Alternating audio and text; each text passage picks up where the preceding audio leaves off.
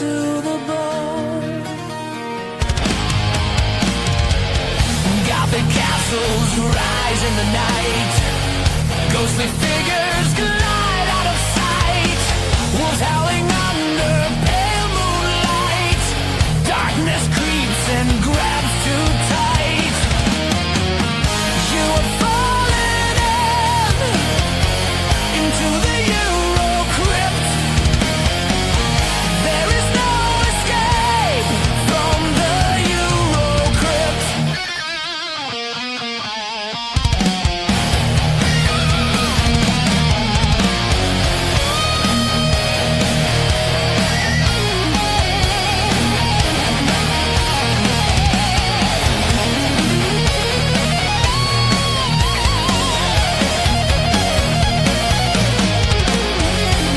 Fog curling through cobblestone streets.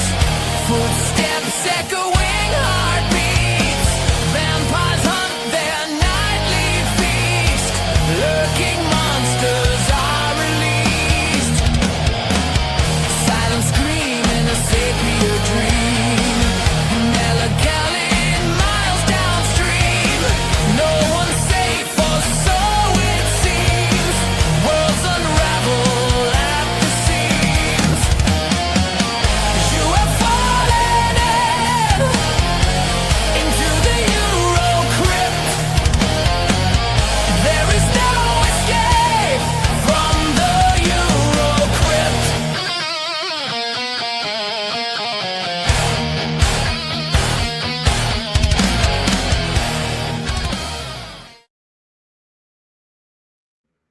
All right. We are back, man. I was jamming. What's up? We got Jessica with us today, man. And Hey. we got Stone Gassman. And Darren is down deep into the EuroCrypt in the torture chamber. So Yeah, he won't- Into the World Cup. Or we accidentally left him there. he's trying to dodge, he's trying to stay quiet from the blind dead and you know. But oh man. but tonight we will be covering the first I guess the only 4 films that matter. Like Yes, Officially. that truly matter. official. Yeah. Official, yeah. Armando D'Osorio's Blind Dead series, saga, however you want to say it. Yes. Man, this is I don't know, man. These films, they just grab that damn. It's just dripping them with atmosphere, and like you can feel the cobwebs and shit on you when you're watching it, you know. Yeah. But first of all, I want to do one thing. What are you doing? What are you doing? What are you doing? What are you doing? Yeah, just had to ask y'all that, you know. The Patrick button. Yeah. That's one of the best jump scares you ever fucking Oh seen. yes. It really is. Oh, Patrick, what a movie. Mm. Yeah, man. But nah, man, we already got some people in the chat. Let me see what's going on Mm. in here. Let's see. We got Beach Boy. What's going on, man? He said this should be another great show. The Blind Dead films are classics. Oh. Absolutely. 100%.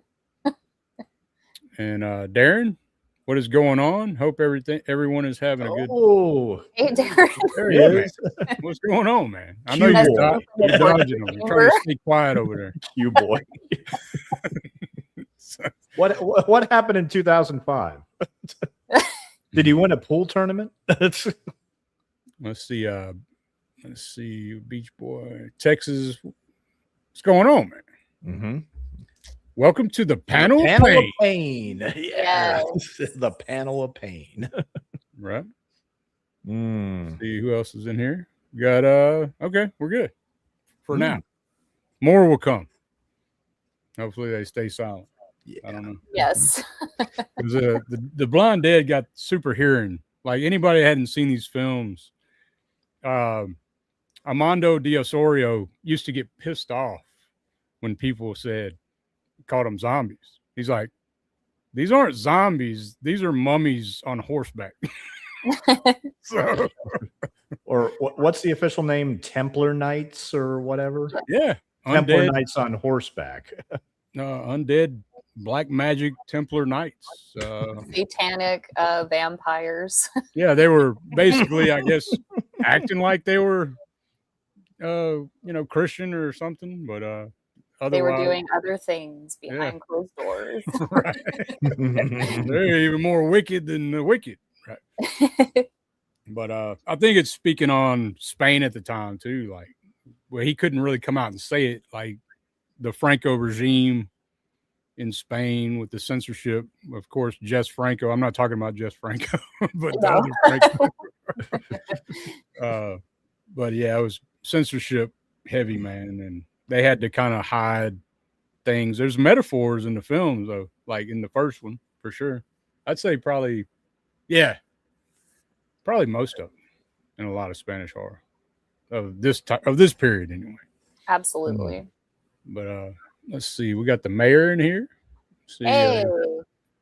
got the mayor. What's going on, man? He says naughty, kinky Templars. Yeah, they really were.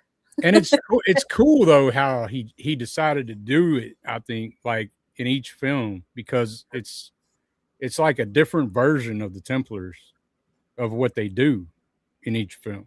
You know, like the first one they come from the grave every night.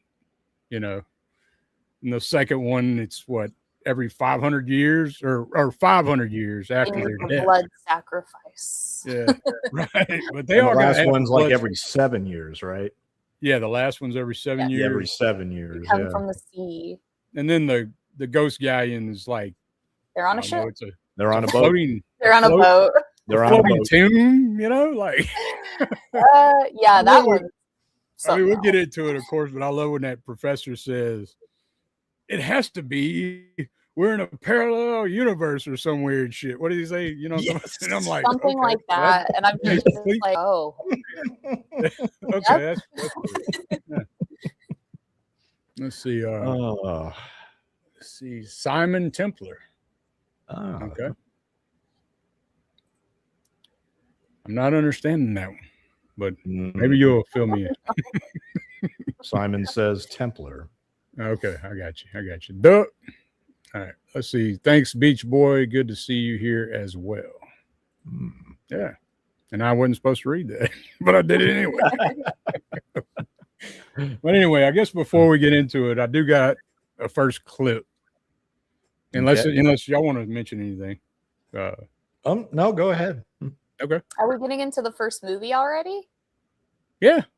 Okay, I do have some things, just a little bit about the Blind Dead series and just about the director in general. Okay. Yeah, Mondo de Osorio. We've got the Blind Dead series started in 1972 and went to 1975. And of course, you have like some unofficial spin-offs. They were very influenced by the Blind Dead series to come from other directors that were not Armando de Osorio. And that would be like the Jess Franco movie from, let me see, I got the year 1982, which is Mansion of the Living Dead. And then you have John Gilling's Cross of the Devil, which is actually right here. This came out in the Volume 3 Danza Macabra box from Severin. Wow. And this one was actually written by Paul Naschy. So you get some Paul Naschy crossover, you get some Jess Franco crossover with De Osorio, and you have some other things that reference the Blind Dead as well, like the Violent Shit series director, Andreas Schnass, doing his little tribute in Don't Wake the Dead in 2008, and Unrated the movie in 2009. Such a funny title. Unrated. And then later on, you get, in 2021, the unofficial Italian sequel called Curse of the Blind Dead, which was allegedly very poorly received. Oh, yeah. Allegedly. Allegedly. I did see the trailer. It looks pretty rough. Oh, I didn't watch the trailer yet, but I got to check it out. And then we got the Full Moon Features produced unofficial sequel called Scream of the Blind Dead, and Dirk was saying that that might actually be a short film. Yeah. So I don't know, but there's tons of things to reference the Blind Dead throughout the years, including Peter Jackson in Lord of the Rings with his ring wraiths, his Nazgul, coming out, and all you hear are the horse's hooves like hitting the ground and like that epic music playing. And I was thinking of it when I was watching the first Tombs of the Blind Dead, and I'm like, this is exactly how the Nazgul come out. Like when the Knights Templar comes out of the tombs and they're riding out on horseback, is the same way that the Nazgul enter the movie. It's so cool. I never put that together, but I think you're spot on. I did this last time, and I was like, there's no way that he was not inspired by this. And I know that he's like a huge horror nerd too.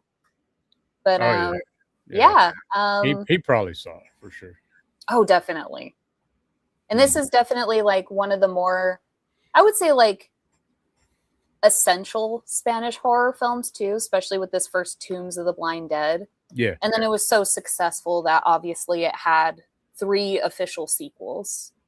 And I would say, and since you mentioned that, it's the very first zombie saga, right? I think so. Yeah. Yeah, because Romero's Dawning wasn't until the later 78, right? Yeah, later 70s. Right. So he's got that going for him. Even though he don't like his shit, to be called zombies. He don't like his Blind Dead. Yeah, many consider them zombie movies. Even though he was arguably influenced by Night of the Living Dead. Oh, he totally was. Totally. He was. Now, he can't deny that. He can't escape that. I did watch an interview with him, and he said people said that I was ripping off Night of the Living Dead, and he said, but if you think about it, and I'm like, okay, all right, this is a little stretch, but he might have, but he said, if you think about it, every horror film has people trapped somewhere. All kind of horror films have people trapped somewhere, as far as the siege element and stuff. Sure. I don't know, but yeah. This is kind of a reach, but like I'd say, first one also has a very similar kind of ending with like the freeze frame and stuff like that. I was kind of thinking about that when I'm like, oh yeah, it totally was influenced by Night of the Living Dead. That shit on the train is killer, man. It's awesome. Yeah, it's like, whoa, it went there. Holy shit. Yeah. But yeah, I'll play this clip. We'll get more into it. All right. Here we go. And yeah. Emmett. What do you want? There we go. Wait a minute. So scary. Now I'm tripping. Make you jump again. Just Where is that motherfucker? Oh yeah. That's me right now. I'm trying to find this shit. Holy shit! What is going on? I thought I had the shit ready to go. Oh, damn it! I hate it when that happens. Now they're not here. What is going on? Well, holy shit, y'all! This is crazy. Oh no! They vanished. The Knights Templar invaded your computer. Yeah. That's what we get for talking about them. Yeah, this is crazy. This has never happened. I had them ready to go. All you hear is that same like theme music cue where it's like, oh. Every time they started playing that, I mean, it was cool, but every time they started playing that, I thought about the monks and Monty Python and the Holy Grail, where they just they're like hitting themselves. I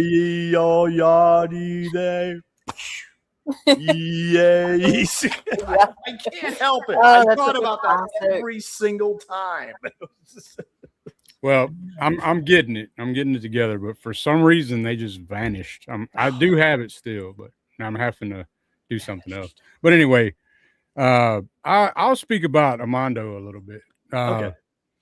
So I would say he's a pretty big figure in Spanish horror.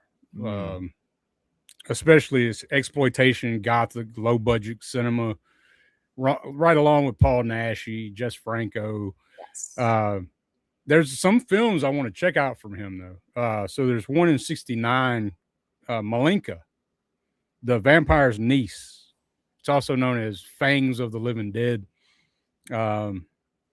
It's got the beautiful Swedish actress Anita Ekberg. So this was and that film was supposed to have like messed up her career or something like when she did it. But I want to check that out. And then Demon Witch Child from '75. That's got me all over just the title. So there are a couple that I just checked out though. It was from the Scream Factory, had a sale going, and it's Lorelei's Grasp and Night of the Sorcerers. So it's a double feature from Scream Factory, and Night of the Sorcerers is kind of strange because it's similar to The Blind Dead in a way. It's set in Africa, and these voodoo people, they are sacrificing women, tying them up, but they're whipping the clothes off of them, and then the guy rapes the woman, and then they cut her head off on an altar, and then she turns into a fucking vampire. So Whoa. I was like, what the hell's going on? You know what? All of those things do happen in the Blind Dead series, so I'm not surprised. Right. Yeah, it's pretty wild. But that's cool. Yeah. And Lorelei's Grasp is pretty good too. I dug it. I dug it as well. But I did get the Tombs clip, so here we go.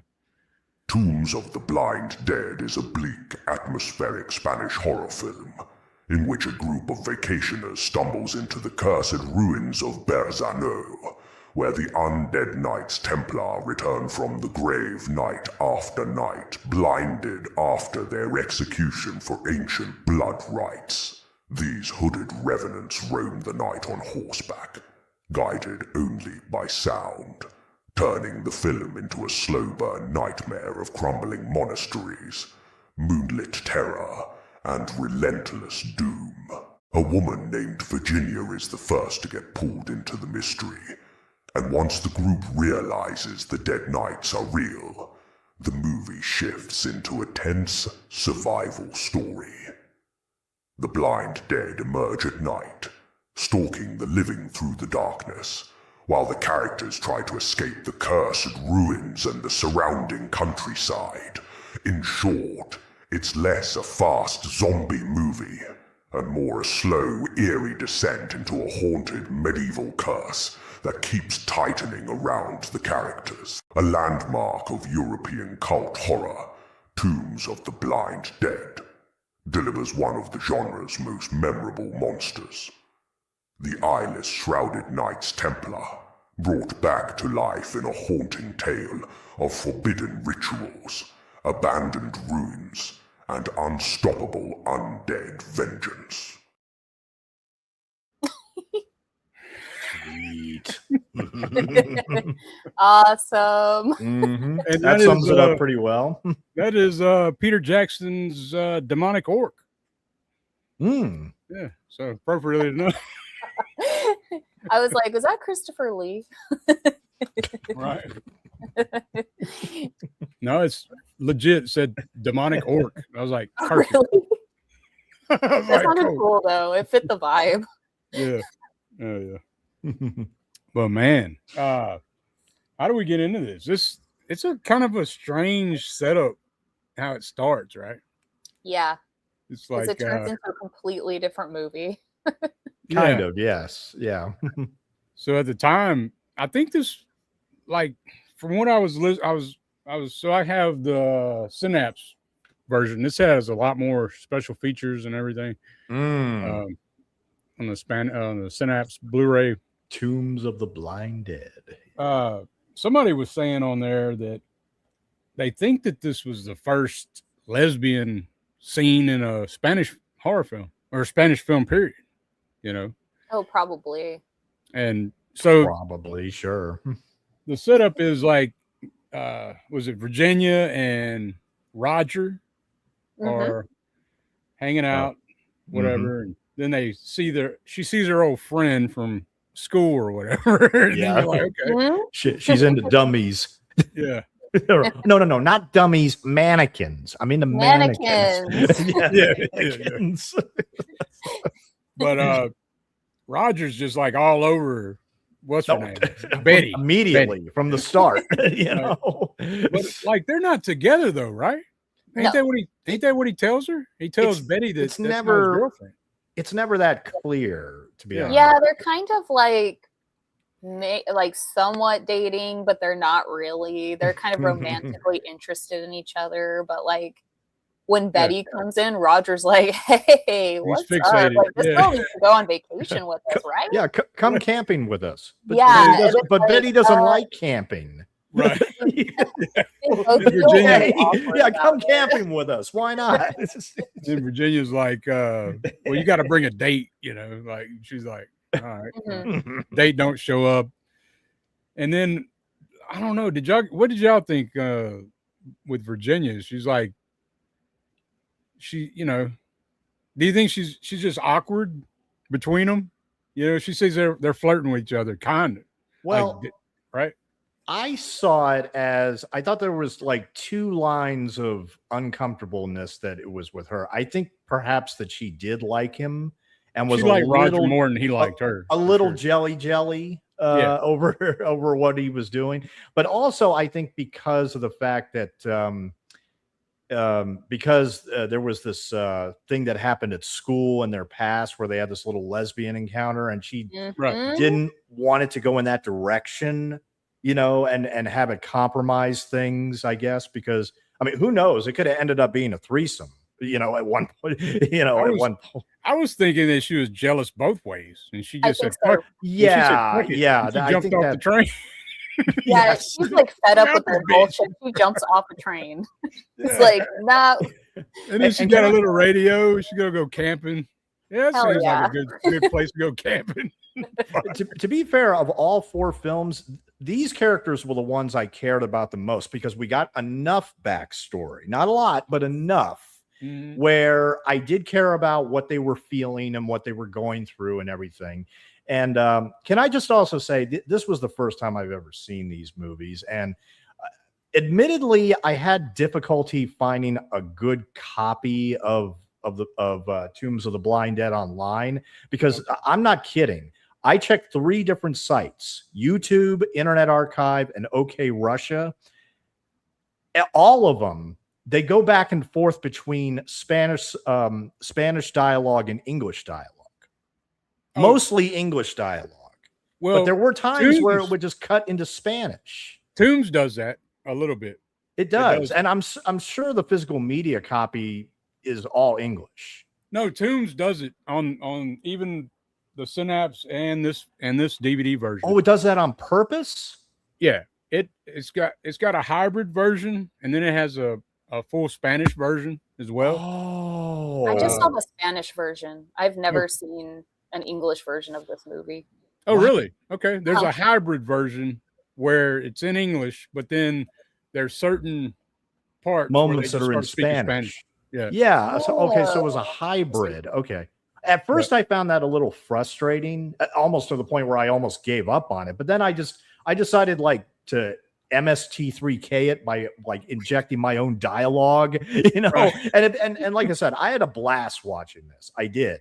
Okay. But like I said, there were some lines of dialogue that I wrote down that to be honest, it just made me laugh my ass off here. One point. See. Oh yeah, the doctor took extra time on this one. Really? really? Okay. You're a gentleman, but I like him more aggressive. Yeah. Oh yeah. Okay. Yeah. That's the chick that's with Pedro, right? Yeah. Yes. Your jealousy touches me. And my favorite, my personal favorite, which, oh my God, I laughed so hard. I laughed Rich Evans style. Seriously. He's not here. Go get him. What? He's not here. No, go get him. What was that? Was there something with the translation that just got lost? Or I mean, there were moments I laughed my ass off. But then again, there were also just great eerie moments, great moments of atmosphere. I love the whole mannequin sequence. Yeah. Especially that is a great centerpiece to the movie. But just the scenes of the Knights Templar, just like during the magic hour shots, the day for night shots, where they're just riding their horses with the sky in the background, gorgeous. Love it. And everything's like when they're on horseback, right? It's all in like a lot of it's in slow motion. I think it's all in slow motion when they're on horseback for the most part. Pretty much. And Armando said that what he's trying to capture there was that whole place right there was like outside of time and space, is what he was saying. That's and what I got from it. Yeah, and it's like a supernatural kind of uncanny effect. So then a very uncanny effect, but effective. Right. Yeah. And so this is kind of a spoiler, but not really, because this happens very early on in the film. So I was going to ask y'all, when Virginia dies, she dies there. Do you think that's why she came back? Possibly. Like, it doesn't really ever, I mean, kind of a spoiler, but it doesn't really ever happen in the other Blind Dead movies, right? Or it doesn't happen with anybody else, right? Exactly. And it don't happen later on in the film. Yeah. One of my few like, that place is cursed, I guess, that abbey, you know? So it tripped me out. I was like, okay. Yeah, but then later on you get other people to die there. So I wonder why they don't come back. That's true. One of my few complaints was, okay, I think I understand, you know, we have to get to the monastery at some point. But I mean, when she left the train, I mean, to me, common sense would have been, well, if you want to go back to where you were, why didn't she just take the train tracks back? She just went off in the middle of nowhere. It's like, does she knows where she's going? I don't think she does. And then she ended up at this monastery, and she thought, okay, I guess I'm going to stay here for the night. And she's taking off her clothes like she's about to take a shower. Like, what are you doing? We're in a Spanish horror What are you doing there? What do you think is going to happen? Right. And there's a little foreshadowing going on there too, when she's undressing and you see the fire, like, you know. Yes. Absolutely. And just to let everybody know that this movie was filmed in both Spain and Portugal, and that the monastery is called the Monasterio de Santa Maria la Real de Valdeiglesias, Pelios de Prezia in Madrid. And I wasn't going to attempt that, Stone. I'm glad you did. I knew I had to take a shot at it. And just real quick, it was founded in the 12th century, is the main Cistercian foundation preserved in the community of Madrid. Its origins trace back to the Mozarabic hermitages in the valley, unified in 1150 by order of King Alfonso VII, and later incorporated into the Cistercian order with monks from La Espina in Valladolid. The building reflects various construction phases from the Romanesque, Cistercian apses to Mudéjar Gothic and Baroque elements. Highlights include the single-nave church with a tripartite head, the so-called Mozarabic chapel, the cloister with its dependencies, and the Baroque facade from the 17th century with a bell tower. And I bring all that up because, I mean, I could see the director, forgive me, I forget his name off the top of my head. Mondo, yeah. Just finding this location and thinking, this is a perfect location to shoot a horror movie at. And to me, that's the star of the movie. It is. Yeah. It totally the star of the movie. I could not, I mean, I'd like to go there sometime, but it's only open on weekends in Madrid. Right. So, and they had to shoot the exteriors, like a lot of the exteriors in Portugal, because of the Franco regime as well. So, okay. Yeah. That's why you get the Portugal setting and a lot of the interior stuff. The abbeys in Spain, though, I believe. Yes. Yeah. Near Madrid. Yeah. But But it's a gorgeous location. But then again, I just don't understand where she got the idea. Okay, I'm just going to stay here for the night. Like, why? I guess it in the distance and makes yeah, her I way guess she out. was pissed off and she's jealous, and I guess but then she got her little radio. She's cool. She's just gonna kick it. Yeah, She's She shouldn't go. like fuck them, She's Yeah. completely free, I guess. Like, I don't know. I was like, you go, girl. fair enough. I mean, I think anybody else would have just taken the train tracks back to the station. But and when they were on the train with all the smoke coming in, I was thinking, wait a minute, who's smoking? All the smoke that's around. I was like, I'm going to go out for fresh air, and there's smoke everywhere. Like, what fresh air? There's no fresh air out here. See, that's what I'm saying. There were moments where I could not help but laugh, not at the movie, but just, I was totally entertained all throughout, even though there was these things that maybe like think and question and do all that, but, do that for any movie. But man, I had a blast watching this. What'd y'all think about the creepy coroner or the coroner's assistant or whatever? That dude is like, what the playing with his frog and his bird, and he was nasty as hell. But I mean, he's looking at the reaction of them while he's pulling the sheet off. I know, he's like, it's like, dude, relax. He had no chill. Okay, Igor. Like, oh man, sadist, man. Yeah, he was sadistic. Totally. Oh, and the other thing that kind of bothered me was when the two of them went back to look for Virginia, and these two detectives just come out of nowhere. What were they just hiding in there the whole time? What were they doing? That's what I'm saying. I started to invent things like the horses when they got spooked and ran off. Well, I imagine that the horses just wanted to be alone out in the meadow, so they decided to But no, man, it's I don't know, man. This one here, it first time I seen it was the Synapse release when Synapse released it, and I know people had probably seen it way before. I got this later on, Yeah.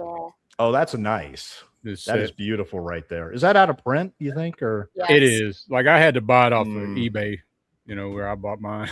So, my husband has had his since it came out. So yeah. It's been around for a while. I think 2016 is that sounds so about a decade. Yeah.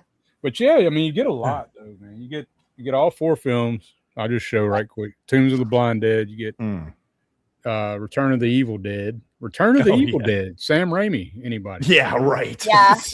I wonder if Sam Raimi knows about that. Oh, probably. The Ghost Galleon. I like that cover. That's a killer cover. That's awesome. And then you get Night of the Seagulls, of course, is what I use for the thumbnail. But, in the morgue, did you notice the swinging lamp? Yeah. And then you get like when it's just like randomly like swinging like that. That was a nice touch, whether it was on purpose or not. That was a nice touch. Yeah, it worked well with like the creepiness of the scene and the lighting. It just made it really eerie. Oh, and remember when they showed her when they showed Betty the wrong corpse to identify the body? Right. Here again, another moment where I burst out laughing because it made me think of one of my favorite comedies, Ruthless People, where Danny DeVito's wife, played by Bette Midler, gets kidnapped for ransom, and he decides to celebrate by opening up a bottle of champagne. Well, the police take him down to the morgue. I think we found your wife, and and they pull back the cover, and it's a black guy, and Danny DeVito's just like, that's not her. That's not like showing her the wrong corpse. Oh, I'm sorry. Oh, wait a minute. No. This corpse. These people running the morgue. What? Let's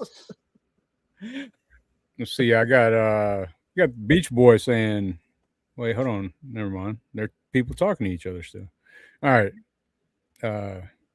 Simon Templar, is he a saint or something? The Saint with Roger Moore. Good guess, Mayor. All right.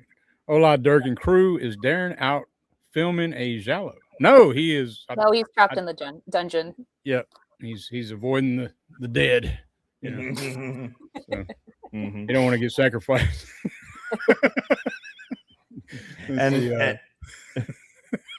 And finally, the guy in the library when they go visit him, what's his name goes over and says his name, but doesn't it kind of ignores him or doesn't hear him, and then she comes over and touches his shoulder, and he like jumps. He's startled and everything. That made me laugh too. But also he said, oh yeah, they're going to just commit terror and murder everywhere they go. And he explains that they can only hear, but they can't see. And, and when he's done saying that, one of the detectives is speaking from off screen, and he just says, huh? Who's there? I don't remember this. It's so you weird. don't remember that? That's in there. But speaking of that, like, he hears them, but he doesn't see them. It does capture the blind dead's hearing abilities, like with Betty, especially. There's a scene with her heartbeat, and the way he's like coming in with the camera is it's great, man. I love it. Yeah. Oh yeah, that's a great moment. That is a great moment. The mayor says he could also be Val Kilmer text from the movie version. All right, I gotta start pre-reading this shit so I don't keep reading y'all's conversation. The mayor says, never thought of that, Jessica. Time to bust out my Lord of the Rings box set. Yeah, I never did. Yeah. I gotta rewatch them. Jessica knows her stuff. Very cool.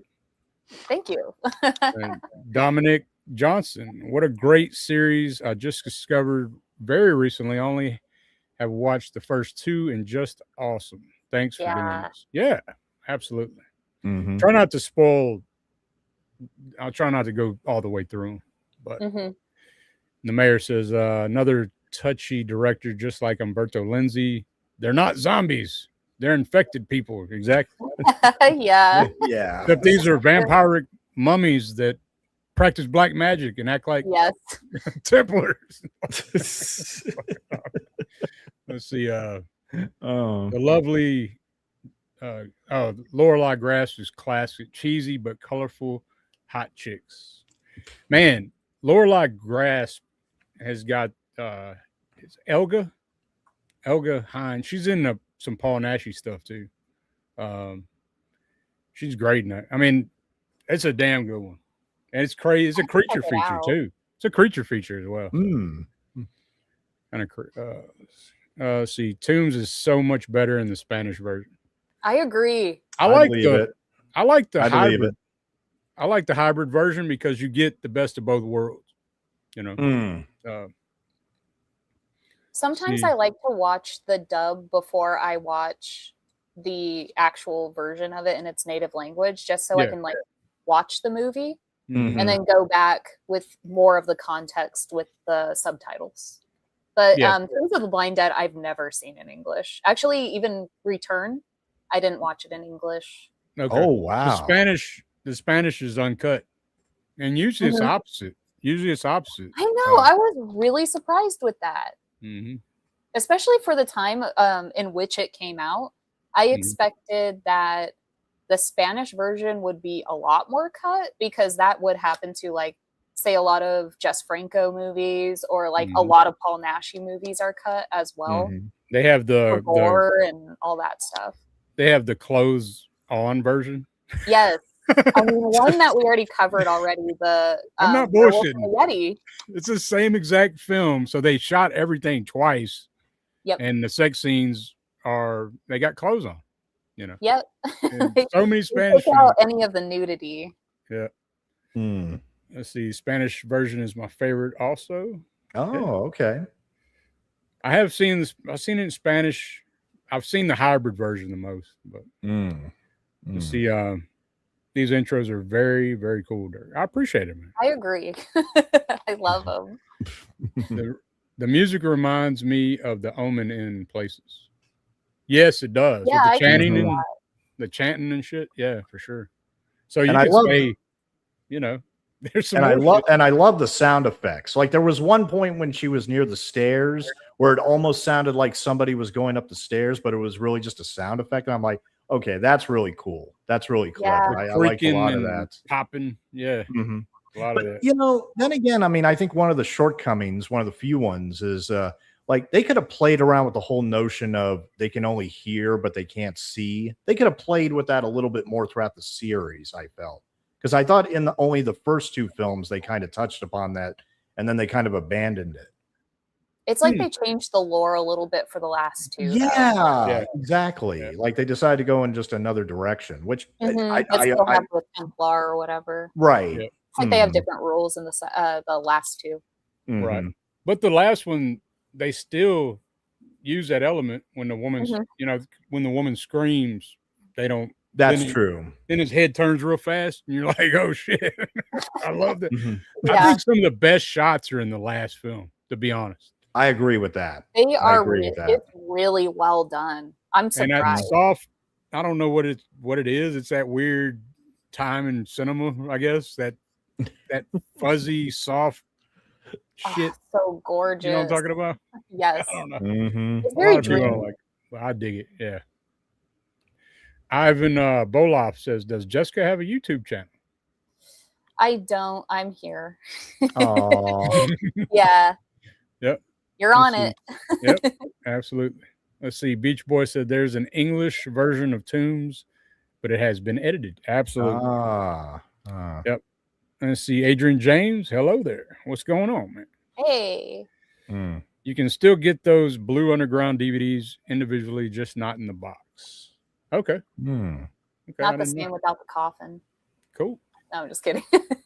And there's also on the Internet Archive, even though it's a pretty poor quality, but there is a Elvira hosted version that she did in 1984. Oh shit. Yeah, I don't know if she did the other ones. I don't think so. I think she just did Crazy, man. Because I used to watch a ton of Elvira, like renting them on VHS and movie macabre. This is really good though. It's got a good interview with Armando de Osorio. Oh yeah. I'd say if you get a chance to get this set, I think it went for like when it first came out. I think it went for some money, right? Like I don't think so. No. Yeah, I would have to ask my husband. Like, I need to see when he actually picked it up because I got a deal on this. This was like for me, this was like $60. So yeah, that's not bad. Yeah, I've seen it go for way more. Right, because I've seen it for 200 and stuff like that. I was like, hell no. I know, and then there's the random guy that's like, it's 800. It's like, fuck right, and that'll sit there for everybody. Yeah. Everything. 800 what? Euros? I know what. But nah, man. Let's see what else. Did y'all want to go any further into this one? I have some weird facts about Tombs of the Blind Dead. Please. Please. So this was actually when it was being advertised and kind of shipped around in theaters, it was rated V for violence, just like Mark of the Devil. Shit, yeah. And people were given the barf bags in theaters and stuff like that for the whole gimmick. And, I think they were also offered psychiatric care if they could make it really through the hyping movie. it up. Hell yeah. Wow. Oh, no, that was actually Malenka. Okay. That they were offered psychiatric care. I could see that though. That's 69, you know. Yeah. So one of their gimmicks was like offering psychiatric care for anyone that sat through the movie. But Tombs was definitely at one point, like, you know, had that gimmick of being rated V for violence.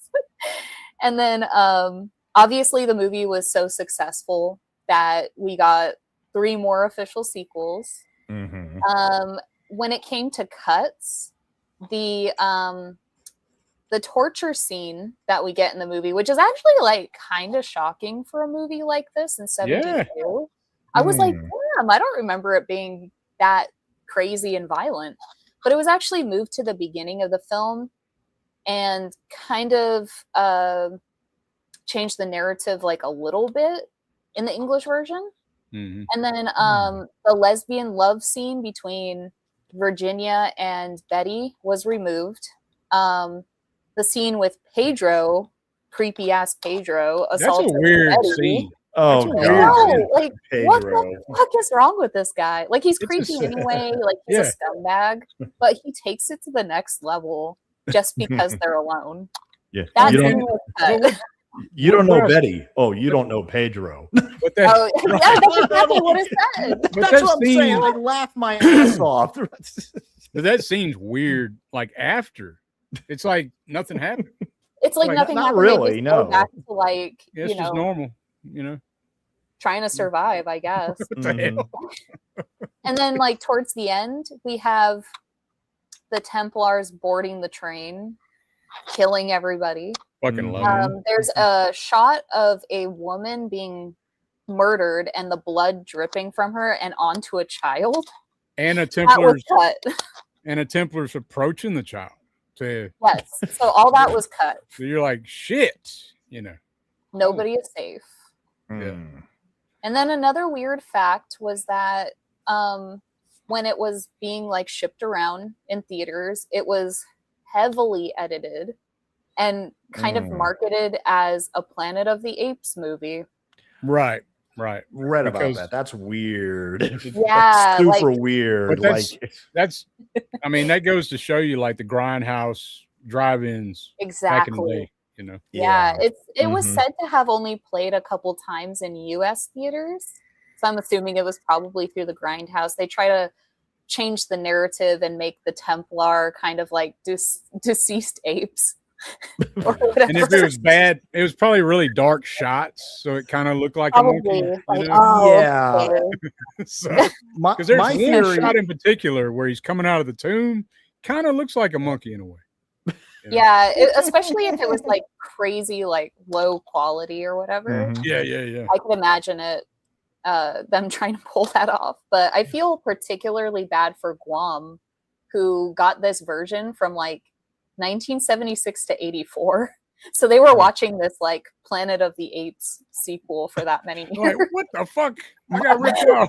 Well, my theory on that, because I'm a huge Planet of the Apes fan. My theory on that is because, well, you know, the Planet of the Apes series, the original 5 films was from 1968 to 1973, and those were huge for 20th Century Fox. I think that they just, you know, they just wanted to ride the coattails of something successful. They absolutely You know, did. and said, "Oh yeah, this is another ape movie. Come check it out." This is You one know? you haven't seen. One That's you haven't exactly what seen. happened. Yeah. Yeah, so there wasn't like no reason for it. It's literally because Planet of the Apes was so freaking popular that they were like, okay, yeah, this is a Planet of the Apes What movie. the hell That's how we're happened to gonna the apes? sell it. Where they got their eyes ripped out and turned into knights and fuck. On a side note, have you seen Beneath the Planet of the Apes, which is the one that came out, the second one in 1970? No. No. When I first saw it, I was blown away because they actually had the balls to do this. Spoilers, but I'm going to throw this out there anyway. At the end of the movie, you know what happens? Charlton Heston blows up the planet. He blows up Earth. Oh wow. You don't see Earth exploding, but I mean, he basically, triggers a bomb which blows up the entire planet and just cuts to black. Now, this movie was G-rated. Can you imagine children seeing that movie in 1970? Yeah, that's Like, nuts. oh man! And then for Escape, the next one, they just went back in time. So it's like, Yeah, okay. it just erases. The, forget planet that ever blowing up. happened. But that's a dark ending for any movie, to be honest. crazy. What would you all rate this one out of 10? I would 8 out of This 10. for me, probably I'm gonna go 9. 9 Okay. out of 10. Yeah. Yeah, it's pretty high for me. Like when I Mm. first seen it, I was blown away. I was like, Yeah. I could watch this. I could see once a year for sure. I'm Yeah. with you. I'm with you.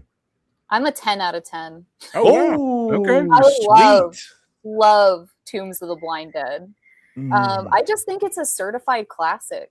Like in Euro definitely is. horror in general, like the Knights Templar Yeah. are some of the most iconic characters in Euro horror. Like it's undeniable. Ah. And then like the shocking scenes in it for the time kind of blew my mind, especially this time around. I was like, wow, just like having kind of the context of how Spain was at the time with censorship. Mm-hmm. And this being in this movie is insane. And this is like it's right at. pulpy. Oh, go ahead. I'm sorry. I was just going to add, this was like right when Franco's his regime's about to be over. So, yeah. So this is like, well in the thick of it.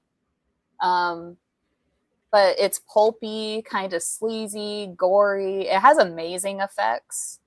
I think so. Yeah. The pacing is slow enough to build like atmosphere, Yes. but I think it's quick enough to keep the story moving and, like the audience engaged. Because I hear a lot of people. 10 out of 10 for me. I mean, I hear a lot of people say with Tombs that it's too slow, and for me, it works so good. It works really well, actually. Right. I was perfectly fine. Slow ass movies, and this is slow, but it's with a purpose. It doesn't lead to nothing. Right. Yeah. I was perfectly fine with the pace. I'm giving it 8 out of 10. I mean, and as a segue, because I know we're going to talk about the other films, collectively speaking, this is the one that I would like to buy, honestly, with all due respect to the other films, which I don't think there's a bad film here. But I mean, this is the one that, I liked virtually every moment of it, from the, from the moment that Virginia arrives at the monastery to the train climax, when things just go nuts. I mean, I had no idea any of that was going to happen, to be perfectly honest. It was it's pretty awesome. And like I said, I think the actors are pretty good. I think the performances are well. I like the characters. I'm with you. 8 out of 10 for me. Yeah, Lone Fleming, she pops up in the next film as well. Yeah. She's the one that plays Betty, and but she's got like a back, kind of a side role in the next one. But she said that she told Armando, "I'll go with you anywhere." Oh, wow! So she really loved him. And there's another actress that couldn't stand him, which is that Elga Hein, I think that's her name. You'll know what I'm talking about. If you've seen Lorelei's Grasp or I'm blanking right now. Anyway, let me get to the next clip before I shit the bed over here. It's like that unofficial movie. Yeah. Yes. Right. All right. Here we go. Tombs. Return of the Evil Dead is set about 500 years after the original massacre of the Blind Dead's Templar ancestors, in a small village preparing for a ceremony commemorating their execution. While the townspeople deal with old resentments, a creepy local hunchback begins working to resurrect the dead knights, setting up the curse to return during the festival. As the celebration gets underway, the blind dead rise from their graves and attack the village, killing indiscriminately and creating panic. A group of survivors, including Jack, Vivian, and several townspeople, barricade themselves inside the church and try to hold out until help arrives. But the knights keep closing in as the situation inside the church starts to fall apart. So, the film plays like a medieval curse mixed with a siege movie. Part origin flashback, part village catastrophe, then a tense final stretch where the survivors are trapped and picked off by the eyeless Templars. By the end, it feels less like a simple monster movie, and more like a doom-laden eruption of an ancient sin that never stayed buried. The blind dead rises from the grave and attacks the village.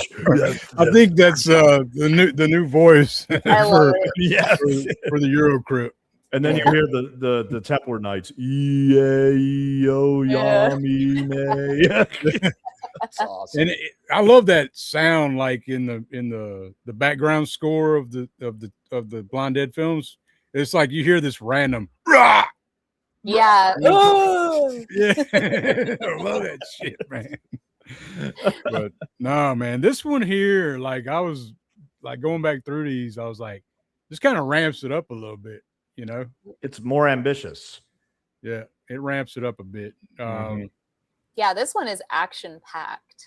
Oh yes. And you got a lot more swords getting pulled out and fucking madness. Like there's you think Spielberg ripped this shit off?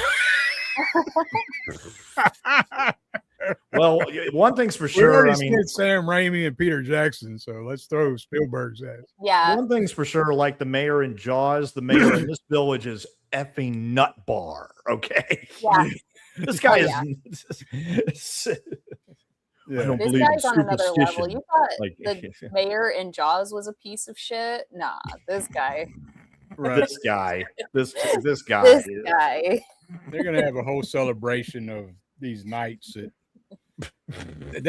so in the first film, like we didn't mention that the first film when they were killed or executed or whatever, they were hung and the crows ate their eyes out. Yes. In this one, their eyes are burned out and then they're burned alive and shit, right? Yeah. It's pretty gory and like really crazy. Really over the top. He doubles down on everything. It does. Yeah. Right. And it starts with them like making their sacrifice too. So like you get the whole scene with them like drinking the blood out of the maiden that they have tied up and they cut her and they cut her heart out and the guy bites it. Yeah, he's eating it down. Yeah. Then they got I might be mixing one of them. Is that the one with no, he's got the bowl, right? Ready for Yes. or is that the next one?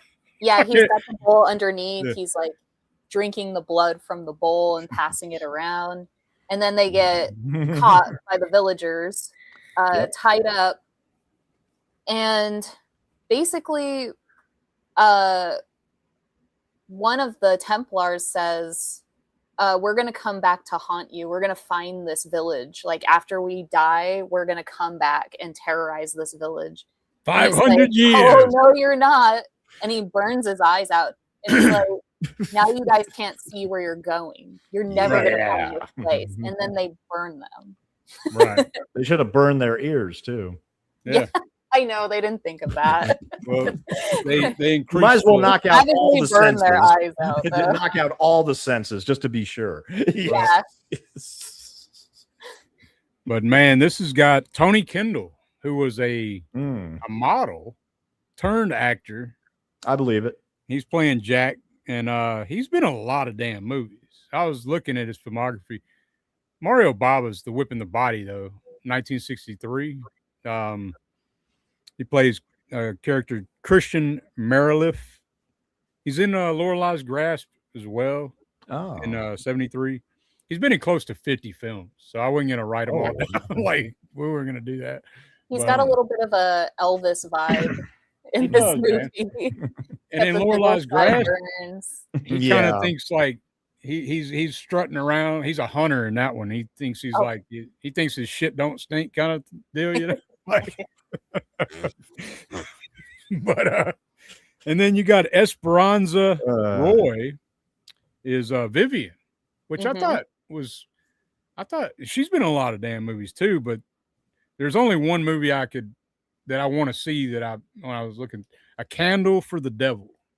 Oh, I just picked that one up. You did? Okay. I did. I definitely want to check it out. I haven't watched it yet. I just picked it up maybe a couple weeks ago. Oh, Okay. wow. So she's been in a lot of stuff. What did y'all think about her as a lead, though? I thought it was kind of odd a little bit.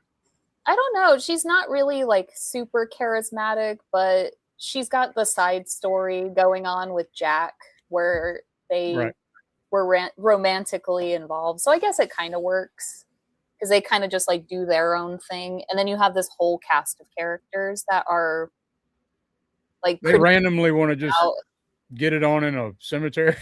Yeah. Rekindle their With the town idiot watching him being a peeping Tom, you know. Oh, I just work here. His name's- Yeah, sorry, I just work Yeah. here. I'm You the know? He's like, oh no. Never mind me. Even though he's like this the whole time. And It's like, what was that dude. thing where the camera kept on going back and showed him more in the distance? Did you find that weird? Like Yeah. when he's telling the story.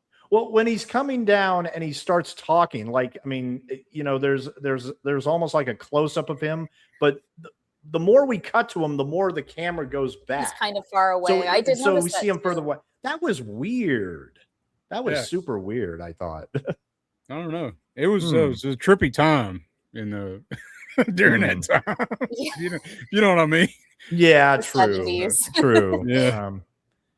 But I mean, it didn't have to be a requirement, but I am mildly disappointed that there wasn't a lot of continuity between any of these films, although it does share two actors from the first one. Mm-hmm. right. The guy that played Pedro, Yeah. Yeah, he comes back. and he's also creepy in this one too, a little bit. He's got a little Yeah. pushy. It's the same right? thing, essentially. pretty much, yes. He's like, Pretty no, much. it's okay, it's okay. In this one, he's a little different, you know, but Yeah. same shit, same bullshit. So, we We got believe in the superstition. we got Fernando Sancho, however you want to say it. I think it's Sancho though. Sancho. And I he's the guy that plays the mayor Duncan. Little fiend. He was in a lot of spaghetti westerns, and Ah, the Big Gun Down from Sergio Solima, A Pistol for Ringo, and Return of Ringo from Duccio Tessari, Minnesota Clay by Sergio Corbucci, Oh, hell yeah. and he was also in Lawrence of Arabia. oh, there you go. So There like you he's go. probably the biggest actor in the film is the mayor. He does a great job. Oh, Oh, yeah, man, totally. despicable. He almost steals the movie. I mean, It's a weird tone how this film kind of is schizophrenic in a way, because yes, yeah. there's characters that hate each other and then they work together and then Yeah, they turn on each They other. have no choice at some point to work together. Right. I love it though, because it's you get to see the Blind Dead come to town and in action and fighting the town people, and the town people get to fight back, you know, a little bit. That's pretty cool. Well, a lot of them run, but yeah, I mean, Yeah. there's some of them fight back, yeah. And And you then they got- all barricade themselves in the church, just like in Night of the Living Dead. And there's a little Yeah. girl and everything. And That's yeah, cool. Though. I yeah, love that shit. The shit with the little girl, mm-hmm. and when they're trying to escape Yes, is suspense, Yes. yes, big time. yes, suspense. definitely, Like, definitely. it's some of the best shit you ever see. Because you're like, damn, what's gonna happen? You know. Yeah, this one definitely plays a little bit more on the they can hear Mhm. really, really well, and they just kind of stand still until they hear a noise, and then they start moving towards the noise to like kill whatever it is. Right, just take them out. You just like, no, you're not dealing with the Blind Dead at all. It's man. But what do y'all think on this one? Like, as far as, so you would put Tombs over this one, I would assume. I would. Me too. Just slightly Yeah. over. Yeah, Slightly. it's I'm definitely kind of just a- torn between this one and Tombs. So, like, They're it's both so amazing. yeah, because of this one has some really good practical like kills in here, and It does. the suspense, like I was saying, I don't know. There's some shit going on, man. That Mhm. I don't know. I think what the original has over this one is simply just the characters are a lot more likable and relatable. I mean, you know, even the weird morgue guy is memorable, you know, in the first film. Here, they're just, I don't know, most of them, aside from the mayor, they kind of feel a little stock, you know. it's like that there's too many of them too. Yeah, And exactly. the first one seems a little bit more focused because there are less characters and they're more Yes. fleshed out. Where like they're definitely fleshed out in this one. They have conflicts with each other and stuff like that. Like for example, as we mentioned, this guy Jack comes into town when the village is celebrating their 500th anniversary of killing these knights, The Templars, evil knights. Yes. And he's there because he's been hired on to like oversee the festival, right? Right. Well, the fireworks, right? The fireworks. Yeah. And it turns out that the person who had recommended him was Vivian, who was his ex-lover. And he doesn't really know that until he gets there and sees her, and he's like, okay. They go off and talk, and she is actually with the mayor. Like, I don't know if they're married or no. The mayor wants to be with her. Oh, okay. Yeah. Like fiance or something. I think he wants to be. I don't know. I could be wrong. I thought. Yeah, I know that they were kind of like involved with each other, and she's kind of more of like a socialite now because they talk a little bit about class for a little bit, like her and Jack. But they go off to the cemetery and talk about like running off together. They've rekindled their they're in love again.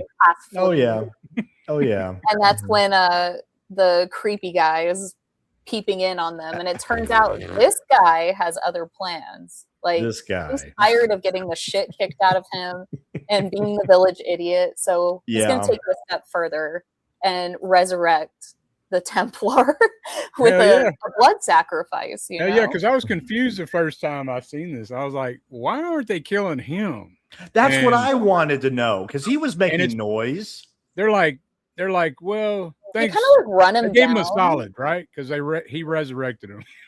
Yeah, that's the only solid that they give him. They kind of just run him down really quick and like let him live that one time, I guess. Yeah, but to be fair, he got a hell of a demise at the climax. He has one of the best. Yeah, and he really does. He really does. Yeah. Mm-hmm. But man, I don't know, man. I love the whole chaos and shit in the town. Like the camera's going all over the fucking place. But I still love that shit. And then Jack he's got fireworks and throwing fireworks at the blind dead and shit, like blowing them up. Fireworks expert, and he literally throws fireworks as weapons. But when they blow up, it shit looks so cool because like you can tell it's like not, you can tell it's like a dummy. Yeah, it's fucking great, man. Mm-hmm. I love that shit. So both these movies have dummies. Yeah. Yep. Yeah. Well, mannequins in the first one, dummies in the second one. Yeah, there you go. the guy playing I forgot to. I don't even know what's his name in this one. The guy that played Pedro in the first one. I got his name. His name is Jose Thelman. Or I thought it was Juan. Was it Juan? Juan Thelman. Yeah. Okay. Oh no, his name is Juan in the movie, but it's Jose Thelman. Jose Thelman. That's the actor's name. Yeah. So he was in a couple other films with Armando, and that's the two I just watched was The Night of the Sorcerers and Lorelai's Grasp as well. And in like spoiler alert for I think it's Night of the Sorcerers, he does the same damn shit like in that film too, like where he's trying to take advantage. Yeah. He's kind of the same character. It's like he's typecast for that shit. So, I don't know. Come on, I need a rapey guy over here, And then he comes running out. Hold on 1 second, you guys. I'll be right back. All right. No problem. And his mustache is never dry, huh? Right. I mean, this one was a lot of fun. I mean, I just thought it was just a slight step down, a small step down from the original. I mean, but they work well. They work well together as a pair, very well. Even if there's minimal continuity or virtually no continuity. Yeah, I kind of thought that too, and I was like, after going through them though, like I'm kind of glad he did make each film like its own thing. Yes, yeah. You Each know? one has its own identity, Right. Yeah, Which yeah, is and kind of- I actually have a lot of respect for that. Mhm. Yeah, because I mean, think about like all the horror franchises that Oh yeah, it totally. just runs into the next. and into Recycle the next. same thing over and over. And Right. don't get me wrong, I experienced deja vu at certain points with these films. Like in the third film, when she gets out the radio, it made me think of Virginia and the original with that radio and everything. And There's some callbacks, yeah. yeah. And the fourth one, they got their own town idiot, the village, whoever that weird guy was. Yeah. Yeah, exactly. I mean, It makes you there were think. points where I had deja vu, but it wasn't like, okay, that's fine. I can Right. accept this. It's I don't know, man. This one is all over the place, but at the same time, man, the action is. I think people that thought Tombs was too slow would probably like this one more. I agree with that. I agree with that. I think that's what almost the agenda was. Like, well, maybe we were too slow with the original, taking our time. Let's now just like go crazy, and it does go crazy. I mean, that's the thing is that totally. Let me catch the comments right quick, yo. Yeah. And I need to do something else right quick as well. What do you want? We're gonna go to the shop. Ronnie, shuffle. Hey, What are you doing? What are you doing? What are you doing? What are you doing? that shit cracks me up every fucking time. Oh, it's awesome. If you've seen the movie though, like, because it's such a long, kind of like The Exorcist 3, that setup, how it's drawn out, and this fucking dude jumps out. Brace yourself, Jessica. Brace yourself. I know. Yeah, but let me catch the comments right quick. Go back a little bit. Got Greg Brewer in here. What's going on, man? Hey.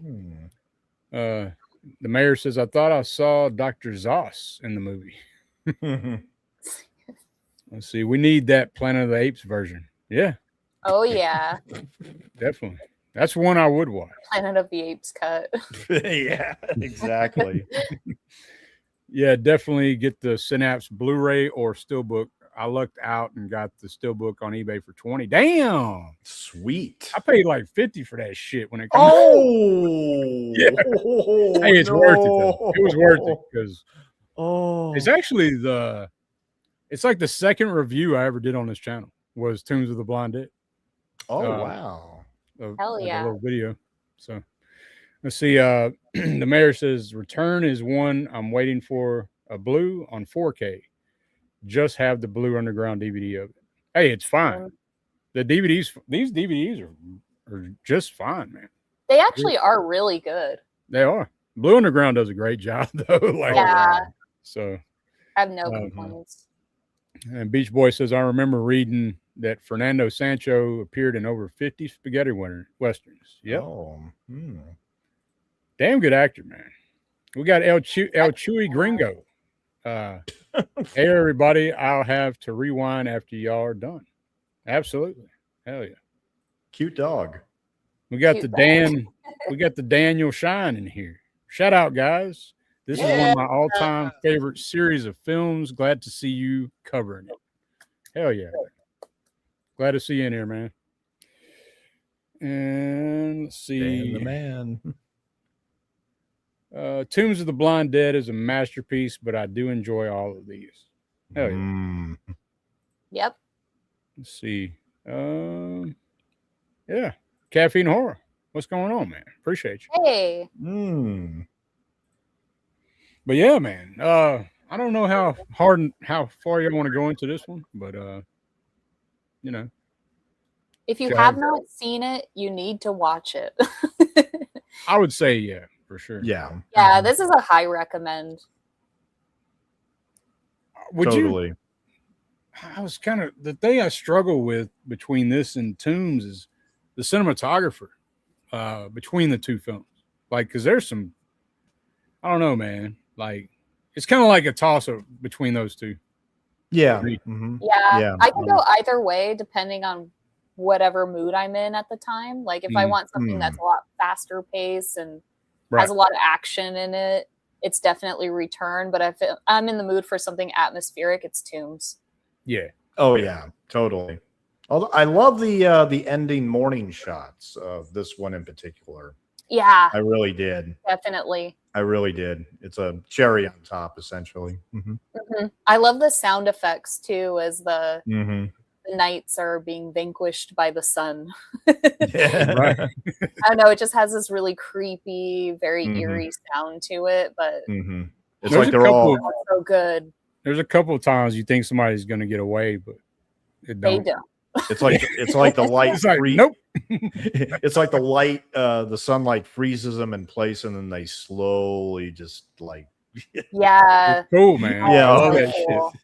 I love that whole that sequence is so fucking good, man. Yeah. When they're I thought they were going to burn them afterward. I thought they were going to literally like burn them in Night of the Living Dead. Like there's another one for the fire. But man, what would y'all rate this one? Jessica? I gave Tombs a 10 out of 10. I would give this one it's also 10 out of 10. I don't know. They're both so good. Okay. So maybe I'll give it a 9.5. Because there are moments that there's a lot going on. So it's a little hard to keep track of like, oh, this character's doing this and this character has a relationship over here. But then there's also these other two people having a relationship. So since the first one is a little bit more condensed, it's easier to keep track of everything. It's, it's got its like good continuity and everything. But this one is so good. Like I said, I could take either one of them. Yeah. Man, what do you think, Stone? I'm gonna go with 7.5 out of 10. I'm more than open to watching these again and even buying them again. Yeah. I mean, here again, I think these two alone make a great double feature. They do. They make it, even with the lack of continuity, I think they make a great double feature. I mean, great cinematography, great kills, just so much fun in the margins. Yeah, definitely. 7.5 out of 10 for me. Okay. And when I was saying earlier about like, you think somebody's going to get away, it also it fakes you out where you think somebody's going to get killed, but somebody gets away. And you're like, because it kind of calls back to Tombs with Virginia. And you're like, oh shit, she got away. And I did not think she was getting away. Yeah, exactly. But it does that shit good. For me, this is a 9. It's going to be a 9. It's like right there with Tombs for me. So, I'm kind of, I don't know, maybe checking it out again. Maybe it just kind of went up, I think. Yeah. Because Tombs I had at number 1, Yeah. But now it's kind of right there with Tombs for me. So, but yeah. And here we're about to get into some goofy. The dead rise on the ship. Yeah. I love this movie, but I wouldn't call it good. They jump in the dinghy. These first two movies are great. They're fantastic. This is a step down. A little step down. Yeah. It's the goofiest of the series, and it's but see, so listen to Armando. He hates this one. Yeah, he does. He hates this one. Whoa, really? Yeah, the producers made him do this, and they wanted him to shoot it bad. They wanted it to be one of those so bad it's good kind of movies. They told him to shoot it that way, and he was pissed with the special effects. Yeah. Wow. Pissed, especially like he got half a boat. Spoilers, but we get some models. Boat. Yeah, some of the shots of the boat, miniatures. Like that fog has to obscure so much. It does. Yeah. His set, the budget's way cheaper in this one. Yes, you can tell. You can feel it. You can tell. All Totally around. tell. Yeah, and he was just so aggravated because he wrote this one too, and I think that he just had more ambitious plans for this one, and they just would not allow him the kind of budget to make a movie. Right. So he just had to do, make do with what he had. But yeah, I remember reading that he was particularly pissed off with those scenes with the miniatures. And I don't blame him, especially when you have this like idea already. Mm-hmm. And you're already like he was also a visual artist. I don't know if you guys knew that. Yeah, he was a painter. Yeah. Yep. So I forgot to mention that. Yeah. So. He probably had something different in mind, and they made him do this. Yeah. They gave him a It's set. not like the was worst movie I've ever seen. Definitely. No. But out of his, what he was Out of saying, this series, it might be the weakest. right? I think it is. Yeah. But it's still fun, I'd say. It still has its moments, yeah. And I think overall, I like the vibe. Yeah. I dig It's the a vibe. different tone, completely different tone. Though. Yeah, I dig the vibe and the tone, but what cripples it is the pace. It feels like it takes forever. It takes forever. Like there's scenes that are so stretched out in this. I mean, and here literal again, chase scenes going on forever where the girl's like getting caught on every single rope, and she's just like, I'll go on for like 10 minutes. And like I told Dirk, 10 minutes, and I'm just like, kill her already. Like I told Dirk, I experienced deja vu when she got the radio out. It's like, okay, now we're just, And she's wearing the same outfit as Virginia, pretty much. Yeah, kind of, yes. Right. There were some cool green dresses in all these movies. I don't know what it was about these green dresses. Did you notice that? Did you notice the patterns that were like, they were very interesting. Well, a lot of pastels. It's that time, though, right? Yeah. Mm-hmm. But here I do got a lot of bikinis. Right? Oh yes, yeah, the bikinis in the beginning. Yeah. It does kind of set up at the beginning like a giallo in a way, kind of. It does, with kind of like the models gone missing, and one of their friends is just really suspicious of this disappearance, and she's trying to almost like expose this agency for, possibly making their disappearance happen. Right. Yeah. I do have kind of like threatening them. I do have a clip, and then we can get a little more into it. I don't know how far we can get into it, but they put on pretty one of the simplest setups. They jump in the dinghy. But here we go. The Ghost Galleon is the Blind Dead series going fully into nightmare nonsense. And that's exactly why it's so fun. The movie starts with a ridiculous publicity stunt involving two models stranded at sea. But once they stumble onto a mysterious fog-covered galleon, the film drifts into pure Euro horror madness. The ship turns out to be a floating tomb for the blind dead, those eyeless, decayed Knights Templar who hunt by sound and move with that weird, slow, unstoppable menace the series is known for. What makes this one so goofy is the setup and the execution. You've got a haunted ghost ship, terrible-looking miniatures, people wandering around a cursed vessel like they've lost all survival instinct, and the blind dead themselves acting like they've been summoned for one last absurdly gloomy, seafaring adventure. It's atmospheric, cheap, strange, and occasionally unintentionally hilarious. But that's part of the charm. If Tombs of the Blind Dead was eerie and Return of the Evil Dead was grim, the Ghost Galleon is the entry where the franchise veers hard into bizarre, foggy, nautical insanity.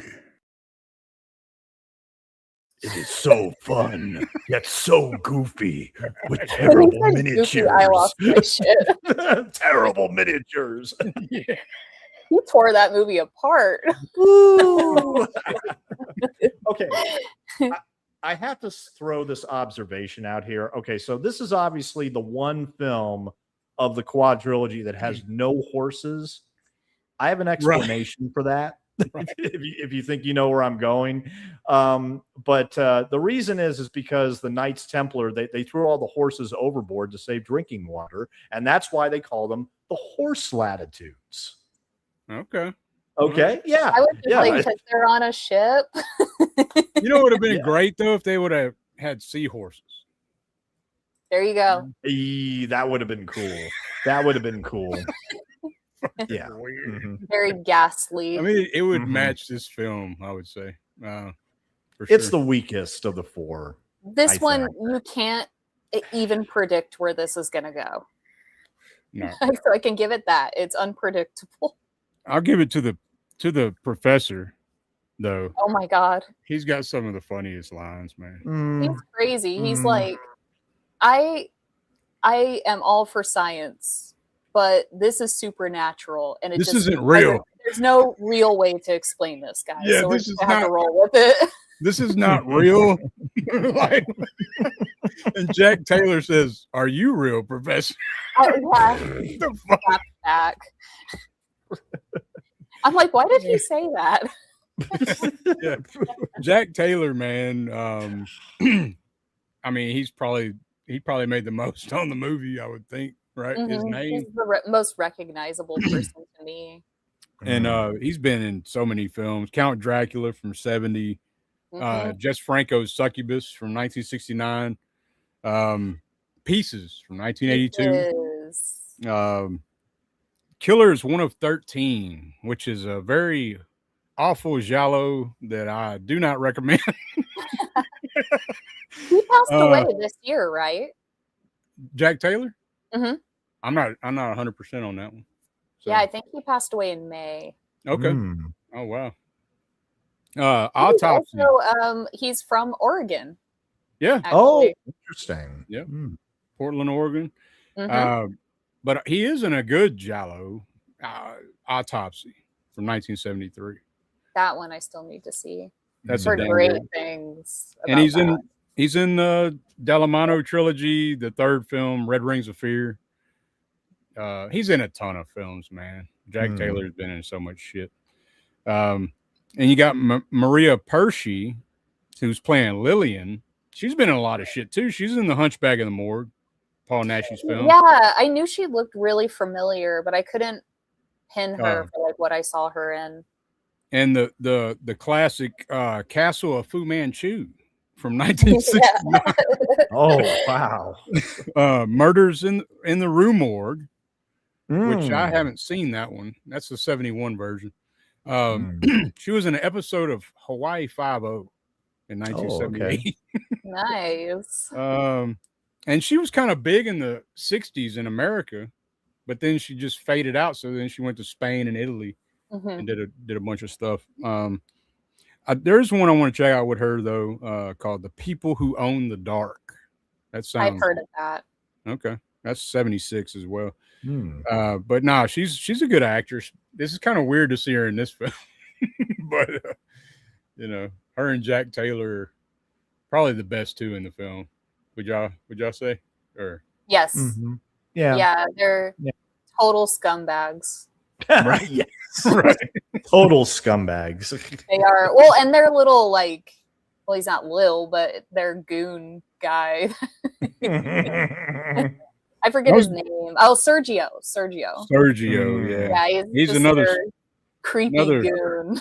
Creepy scumbag, rape happy bastard. I guess. Yes, we get him in all these movies, right? Right. Yes. There's always a guy like that. Yeah. In this case, it's Sergio, and he's kind of their Jack Taylor's character. Howard's assistant or something, but he's kind of like a goon. I don't know. He captures the model when they take her hostage, but we'll get into that. How do you like that dub? Oh, it's crazy. With the model, with the blonde? It's her dub is like it's so bad. It is, man. She's like, no, stop it. I know. Yeah. Oh my God. So this one I did actually watch the dub, and I watched the dub for Night of the Seagulls, and I was like, maybe I should have just stuck with the Spanish one. This is crazy. Maybe the context changes. I don't know. I was going to mention a couple of the other titles for this film, too. So you got The Ghost Ship of the Swimming Corpses is the German title. Yes. You got The Blind Dead 3. It's very original. And then you got Horror of the Zombies. So, you know. Yep. They're not zombies, though. Yeah. No. I mean, they could have done a little twist on it, make them like the Pirates Templar instead of the Knights Templar. They're like a different sect or something. Yeah, like shake it up a little bit. Shake it up. Now, to be fair to these latter two films, to be fair, I kind of wish I had taken a break in between 2 and 3. I kind of wish I had taken a break. Because, I mean, that's the thing. I found this entry just a little tired, really slow. You know, there is atmosphere, and, you know, you could clearly tell that the director was trying with something here, even though I do understand and believe that he was forced to do this. And, you know, I mean, granted, he probably got all he could out of the monastery and then having them attack the town and everything. So, okay, on a boat, okay, why not? Let's have some fun here. But that's the thing is that, I mean, I just thought that there was very little action, very little excitement. A lot of people sleeping. Yes. Literally, a lot of people are sleeping in the movie. Including the crew. Yeah. Yes.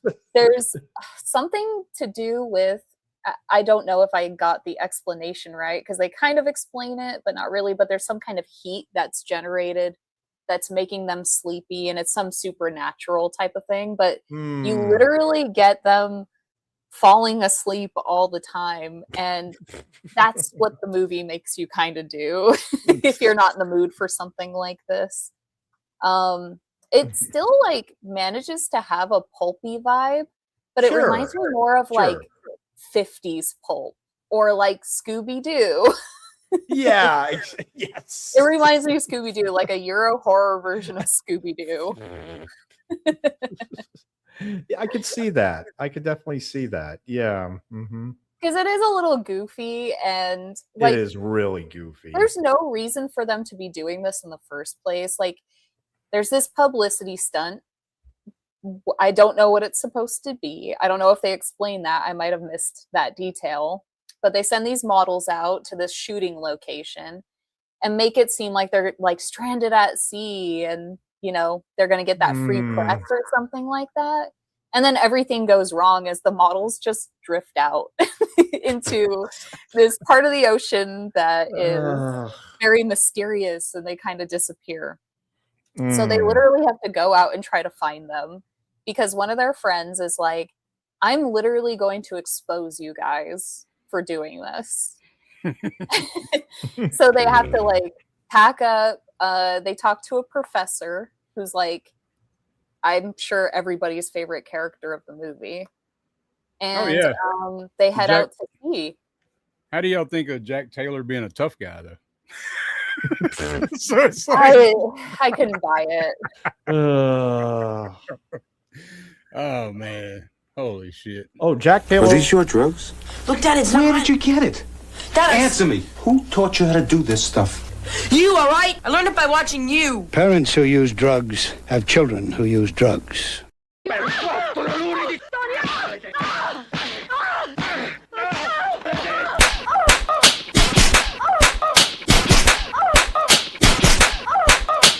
You're watching Subjective Perspective Collective. Hit that bitch and like and subscribe. Yeah.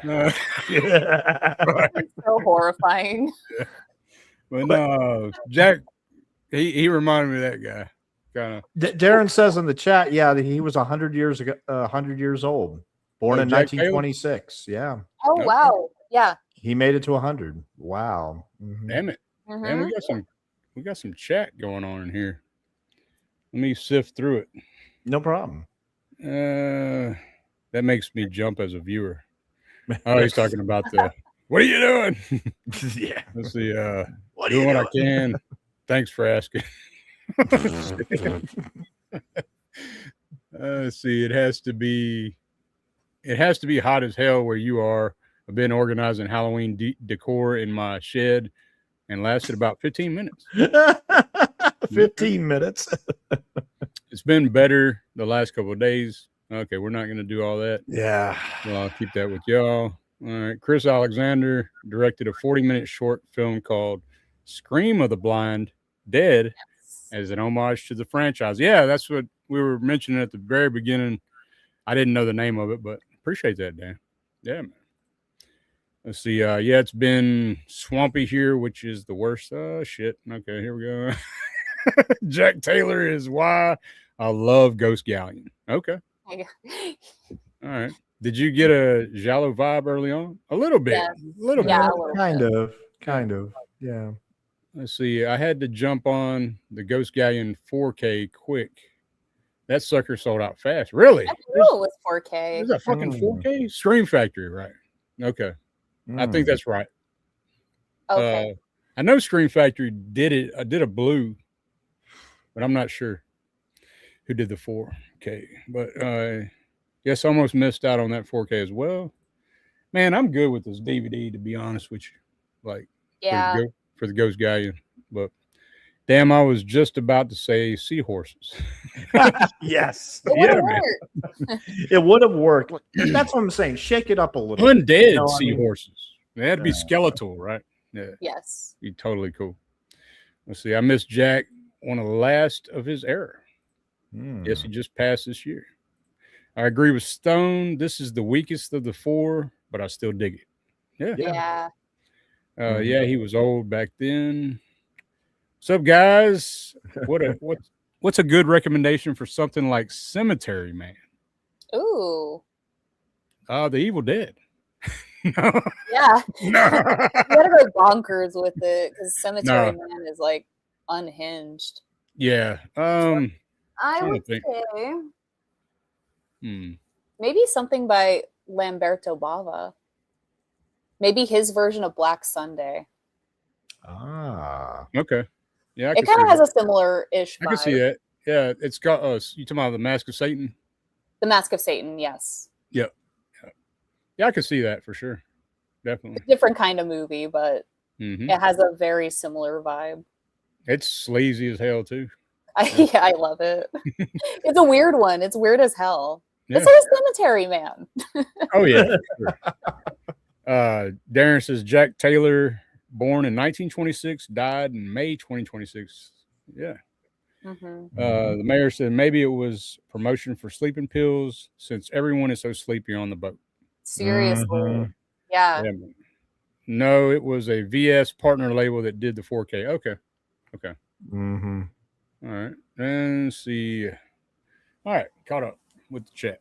So, yeah, I mean, I dig the vibe, but like I said, there was one point during the movie where, again, I thought of Monty Python and the Holy Grail when quoting them when all the knights say, "Get on with it." Okay. Anyway. Right. So, I mean, look, I'm just going to throw out my ranking now. I think it's a 4 out of 10. I mean, here again, the vibe is cool. There is some atmosphere and, it is goofy. You may enjoy it on its goofy level and that's cool, but man, is it a step down. It is in comparison. Down. Comparably, it is. Yeah. Yeah. I'll throw it. I'm going to put it right in the middle, 5 out of 10, I think. Yeah, I'm right there with you, Dirk. Yeah. It's not like one that I'll visit a whole lot, to be honest. Yeah. Yeah, especially because it's like coastal horror, I guess you could say. Yeah. But we even have the next entry that is, and it's much better. Yeah, it is. It's more well thought out and more well executed, I guess. Yeah. Better acting too. Better. Yeah, this one is some abysmal. It's better on most levels. Yes. Yeah, like if you want to watch something that's kind of like an anomaly, this would be something to check out. Yeah. Especially if you want to complete the series, but don't expect to come in seeing Tombs of the Blind Dead or Return of the Evil Dead or Imagine like the son that. of a bitch that watched Tombs and then, you know, they couldn't find Return, and then they got this one. Like, you know, like, so. It's just like, what the fuck is going on? Yeah, there's a lot of things in here that they try to explain it, but it never goes into detail and it never really works. It don't make the sense. Chase scenes go on for a really, really long time. Oh, the stretching. Oh. Like I said, there's that one girl that just gets literally caught on everything. Yeah. And to the point where she's like hanging on that like railing, she falls down and then she's having to crawl away. And I'm like, you gotta be kidding me. Can these guys just catch her already? Right. There's some cool kills in it, so I'll give it that. And the effects are still there, like with the Knights Templar designs. Like I really like how they look. I like the fact that they're on a ghost ship. Like, did you notice that they kind of look a little rubbery though? Like their hands, the hands and shit. They look more rubbery than skeletal. Yeah, they're a little rubbery in this one. They're less skeletal. Yeah. I don't know what that why that was. I mean, you seem like you'd still have the props from the other films. I don't know. Yeah. But yeah. So what did you give this one? I give it a 5 out of 10. You gave it 5 too? Okay. Yeah, I would say this is like the lowest one in the series for me. I can't see going back to this very often. I could see probably watching this again in like 5 years. Now I would totally go see this like in a theater with a bunch of people. You know? I think that's the way to watch it actually. With Probably, a bunch of yeah. Just something to riff on, you know. And like I said, what's in the film's favor is that it's, you know, it's not the last one. So like I said, you go down and you go back up a little bit. Yeah. So, Yeah. You can watch all 4 of these collectively, and you know, in the third one you can like do some laundry and you know you can do You're some not gonna cleaning. miss anything. Yeah, exactly. Like, you know, just have it on in the background just to, you know, whatever. I mean, because I didn't understand the whole what the professor is trying to say about something from the 1600s, but the Templars were from the 1800s, right? Or I don't know. From the 18th century? I don't know. This one, just don't go into it like thinking. Yeah. Turn your brain off. Yeah. Eat your damn popcorn and shut the fuck up. Yeah. There's nothing to think about. You're Let's see. The mayor says, I actually watched The Ghost Galleon first. I didn't see any of the movies in order. The first time I watched them about 10 years ago. Oh, shit. Maybe that's the way to do it. Yeah. Right? Just gets you watch better, Ghost right? Galleon first, and then everything is going to seem like a masterpiece after. Right. Yeah, true. Very, I very got true. away from that shit. So, but yeah, man, I guess we're going to get into the last one, unless there's anything else y'all want to mention on this masterpiece. There is. I don't have anything else. Yeah. The horse latitude one was my biggest contribution, so I'm going to leave it at that. Okay. Let's see. The mayor says, yeah, do the Templars laundry while watching the Ghost Galleon. Somebody got to wash those robes. Oh, yeah. And Darren says, you know, after 5 minutes, what you're in for. Pretty much. Oh, yeah. Yeah, Definitely. exactly. Yeah. Oh, yeah. All right. And now we're coming on to Night of the Seagulls, which I think is actually a pretty good, like, I was telling Stone, you'd stepped away for a second, but I think what I like of what he's done is each one of these films is its own thing, even though it's still the same. Yeah. He kind of just changed the Templars in each one a little bit, you know. In this one, they got an agreement with the community, so it's kind of crazy. Yeah. Hopefully I did not do that yet, but hold on. It won't be long. Thought I uploaded that shit and I didn't. So I'm getting it going now. Damn it. Hate it when that happens.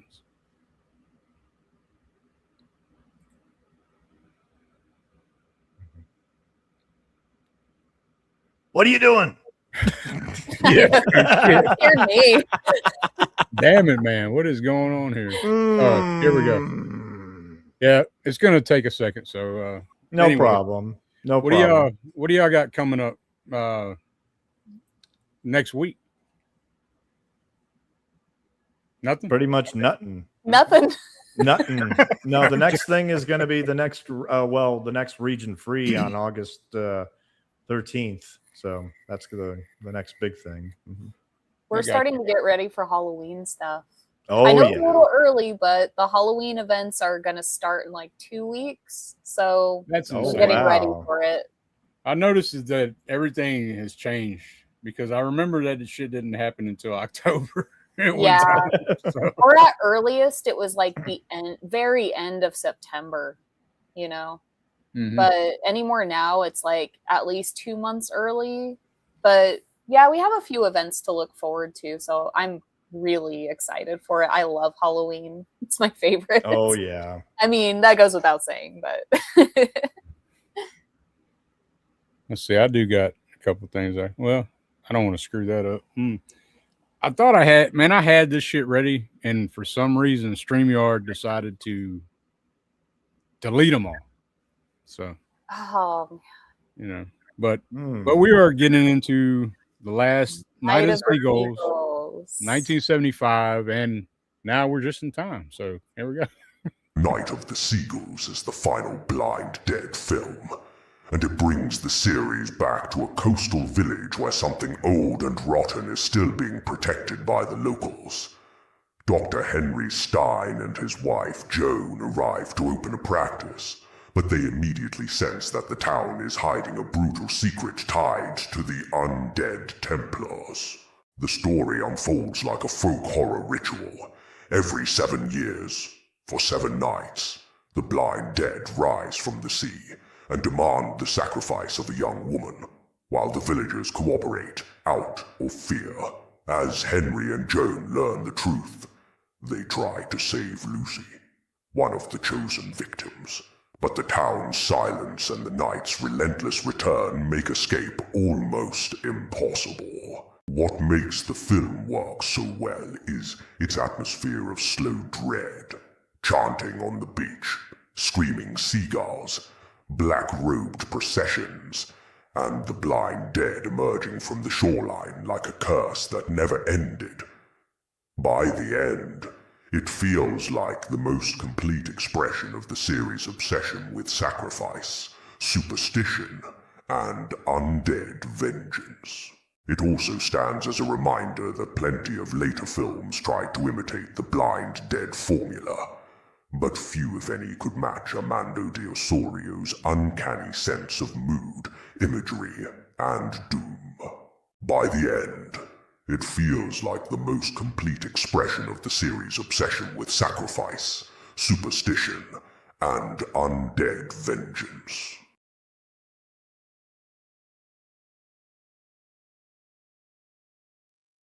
I'm surprised he didn't mention the crabs.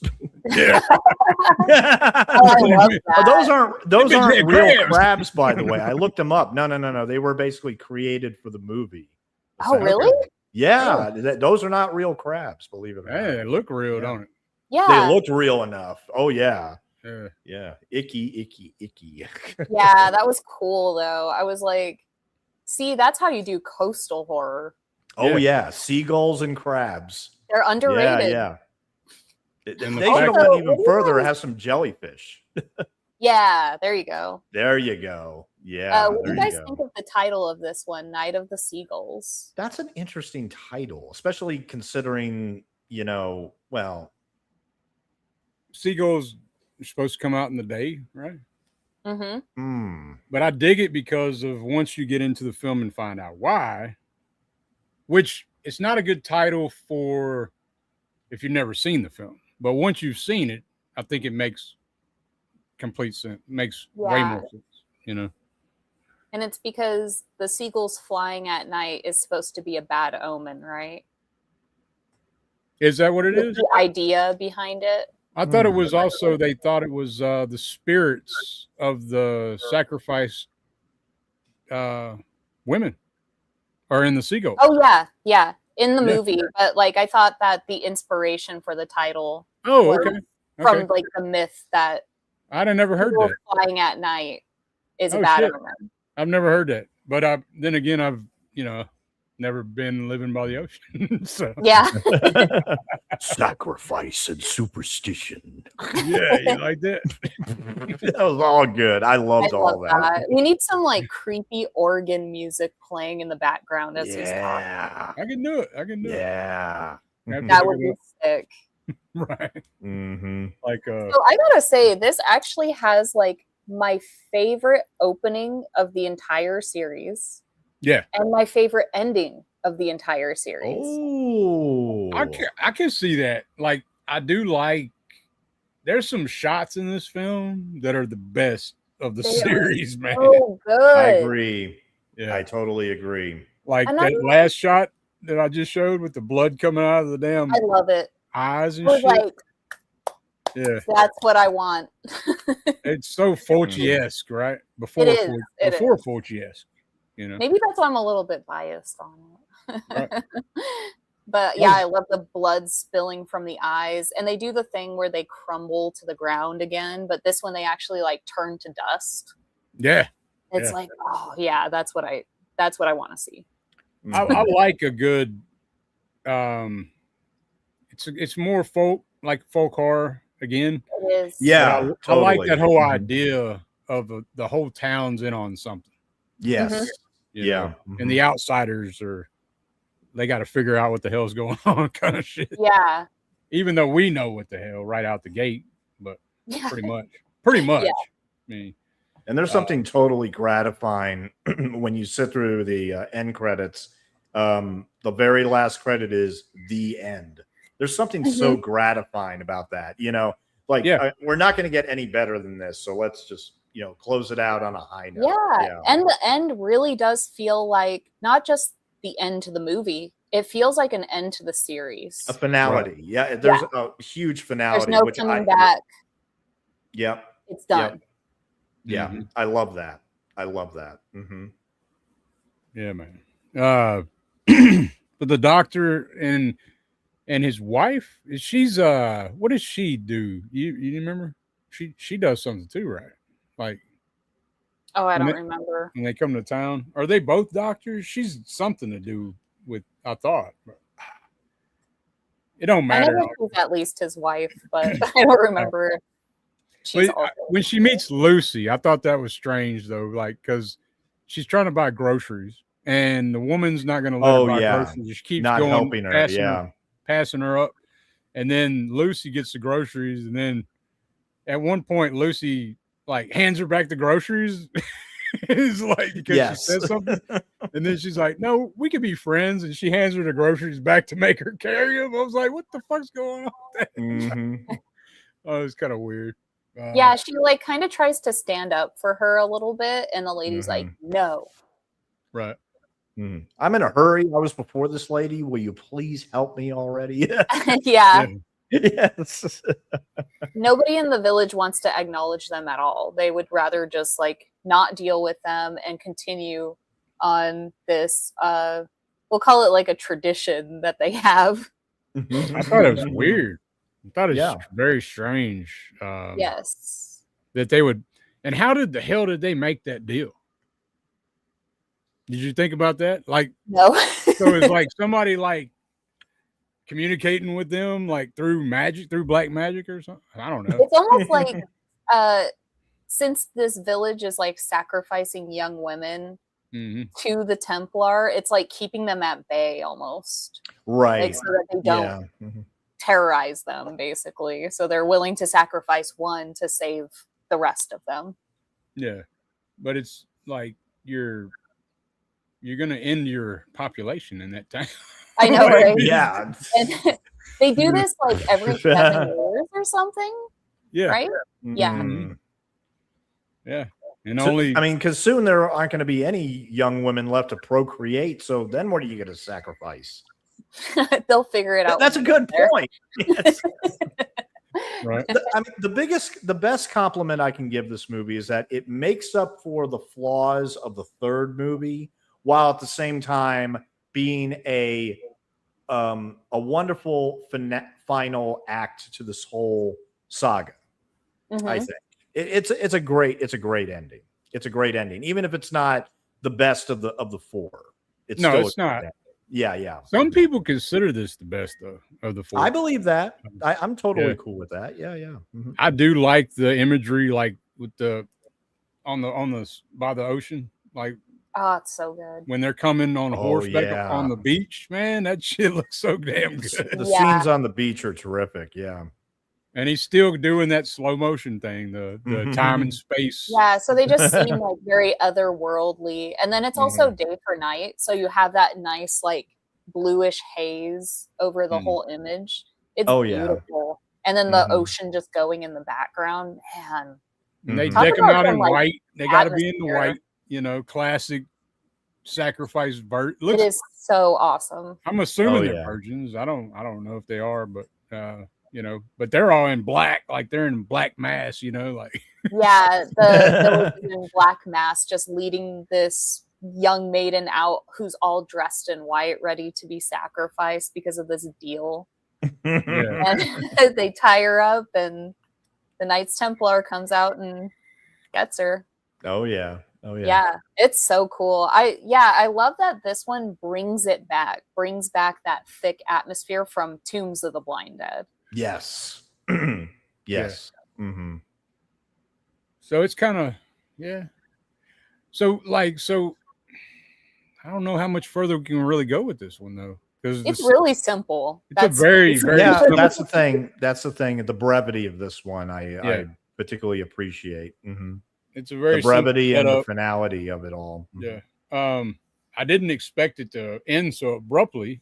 I thought there was going to be a little bit, but I thought there was going to be a little more right there at the end, but then it's like, no, just do this one thing and it's over with. Pretty much. They just basically stumble upon the lair of the Knights Templar, and then they find their statue that they've been feeding the maiden's hearts to. Yeah, I think all that's done well with the heart, when they pull the heart out and put it in the statue and all. Strange statue, yeah. And I remember when what was the wife's name? Maria Koski. Joan. Her character's name. Oh. Yeah, when Joan points it out, like, oh, what is that? Like, instantly the doctor knows that this is like some kind of sea god and somehow it has power over them. Yeah. So they have to, like... He's an educated man. Like, they see the night rising and they're like, okay, we just got to get rid of this statue and basically topple it over. And that's what causes the knights to, like, start crumbling and, like, bleeding out of their eyes. And it's crazy because, like, you would have thought that the townspeople would have figured that shit out. But no, it took an educated doctor come to the town. So what are you trying to say here exactly, Armando? I know. These people have been doing this for so long that they don't even question it anymore, it seems. Yeah. Right. And then you get these outsiders to come in and just be like, what is wrong with you people? Yeah. They even try to save Lucy, who's the next sacrifice. Right. And they just kind of turn on her because I guess she went against the rules, it says, or something. Mm-hmm. Yeah. And I was going to say, like what Jessica said with the sacrifice, if this movie has any flaw, it's that here again, the feeling of deja vu. I mean, like in the second film where they're boxing themselves in a location, they do that here. They also have another village idiot. Another village. Yeah, that's what I mentioned before. I mentioned that before. Yeah, and like the just shows up in the window like. That's what I was going to say. Like, because he looks like a ghost at first. You think it's like some kind of weird ghost or some shit. Who's this fucking guy? And every movie movie has blood coming from his head. Yeah. Every movie has a very similar sacrifice scene. And, I don't know why, but I also thought of, I don't know if any of you have heard of this horror movie with Tom Selleck called Daughters of Satan. Yeah. I've heard Does that ring a bell? Yeah. Yeah. I thought of those sacrificial scenes from that That's a weird movie, by the way. It's Tom Selleck's first movie, made way in 1972, and he actually has a Magnum gun. Oh, ironically enough. I mean, that's the thing. I think the only thing that hurts this is, here again, the deja vu. I was also just a little exhausted by it all at the end. But I mean, it's the bottom line is the fact that it is a major step up from the third film. I think I'm willing to forgive it for being deja vu and everything. And like I said, cinematography is still top notch. The visuals are fucking great. Yes. Yeah. I mean, totally. Series, I think. There's one shot in particular of the blind dead that's toward the end of the film. And it's like, I got it in the clip, but like they're really kind of close up. I don't know. It's like probably my favorite shot of them on a horse in this film, even more so than Tombs. And Tombs was amazing when I first. Oh yeah, totally. Mm-hmm. But yeah, man. And another thing I'm grateful about is that, unlike the second film, I don't know if you noticed this with the second film, that one reused a lot of shots. It did. It did feel like it reused a lot of shots. Yeah, and but the fourth one, they use a lot of the shots from Tombs too, right? Yes. Mm-hmm. Yeah, but this fourth one, I mean, it managed to mostly avoid that. So here again, another plus. Another plus. Oh yeah. Yeah. Well, yeah, man. I don't really have much else to say. I guess I could mention Maria Costi. She was a reality music TV on a music TV show. Yeah. Called Escala. She's known for that. And then she was in Night of the Sorcerers. She's in that as well. Vengeance of the Zombies, which was written by Paul Naschy. Director was Leon Klimovsky. So I will be checking that one out. Definitely. And then you got Sandra Mazarowski, which is Lucy. And I found out something crazy about her. So she died in 1977. And she fell off a balcony at her apartment that was 4 stories high. She went into a coma, into a vegetative coma, and then died, I think, 21 days later. Holy shit. And there was rumors of suicide, but then there was this other rumor that she was with the king in that area, and he had gotten her pregnant. So there's like this whole conspiracy theory that somebody might have pushed her while she was flowering her plants. And I was like, oh my God. Yeah. That sounds like something worthy of a deep dive. Yeah. Oh yeah. Totally. So I was tripped out. But rumor that she threatened the royal family for being pregnant. So and there was another actress that kind of protected herself though. She took pictures or something. I don't know. Check it out. Check out that story. It's pretty wild. That's insane. And she must have been really young too. Yeah. I mean, because her name's Sandra Mazarowski. She was in another film called Beatriz in 1976 and another film called School of Death in 1975. Okay. So I will be checking her other stuff out because she's got a great look for these films, you know. But yeah, that tripped me out. That threw me off. I was like, what? Yeah, that is insane. Yeah. But no, this is all around, like, I would say, I don't know, man. It's a damn good series. Oh, absolutely. It is it's solid. It has its low moments, but I feel like they're so far and few in the series overall. Oh, yeah, totally. Yeah. Yeah. Yeah. Mm-hmm. And I like that. I mean, we've mentioned it already, but that there's the central, villains of the Knights Templar, and that they kind of tweak the myth with every movie. So it does feel like it kind of keeps it fresh, and that it's not exactly predictable. Even if some aspects are reused, we get like totally new stories with each movie. Yeah. Right. Absolutely. Mm-hmm. And I think what he's created is pretty damn epic, man. I mean, not a lot of people know about these films, I would say, like overall. They're totally underrated. Yeah. And overlooked. Mm. And it's weird too, because like we were saying earlier in the episode, that he's kind of on the level of Paul Naschy and Jess Franco, who are much more well known. Right. Yeah. Yep. And these other two films I checked out. Totally worth watching. I promise. Yeah, I want to actually go out and find his other films because I love this series. This is awesome. Yeah. And I have heard of his other one. I actually saw it one of the times I was looking at movies, the Malenka. I did find that. I can't remember who put it out, but it is out there on Blu-ray for sure. I remember hearing about that when it got released, but I slept on It buying looks it. good. Yeah, I'll definitely get it. 1969 vampire flick. Hell Yep. yeah.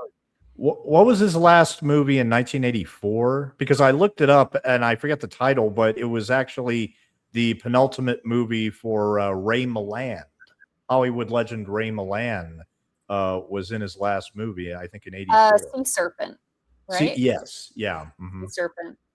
Yeah. The sad thing about that is I was reading that he considered it like a dream project to direct that movie. And he was given practically no budget.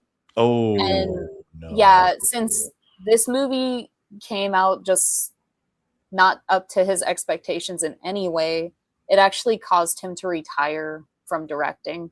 Wow. Okay. He was like 66 at the time too. So he was already getting up there, but he retired after that because it wasn't the first time. It wasn't the only time that had happened to him, as we said. Even with these movies, like he was kind of fucked over. Right. If somebody was going to do an official reboot of this, I mean, do you think somebody like Guillermo del Toro could pull it off? Or I think he could. I think he could. Yeah, I think he understands gothic horror very well. I think he loves the genre too, though. So like Armando, you can tell he loves the genre. I didn't go too much into his backstory, but he came from like a middle-class family, 1918 when he was born. And so he was at the very beginning of cinema in Spain.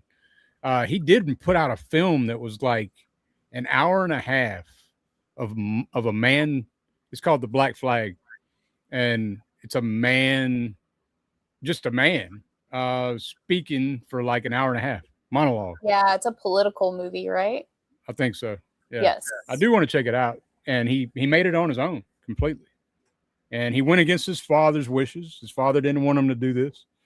But he's a true fan of the genre. I think Paul Naschy, same thing. He loves horror, you know.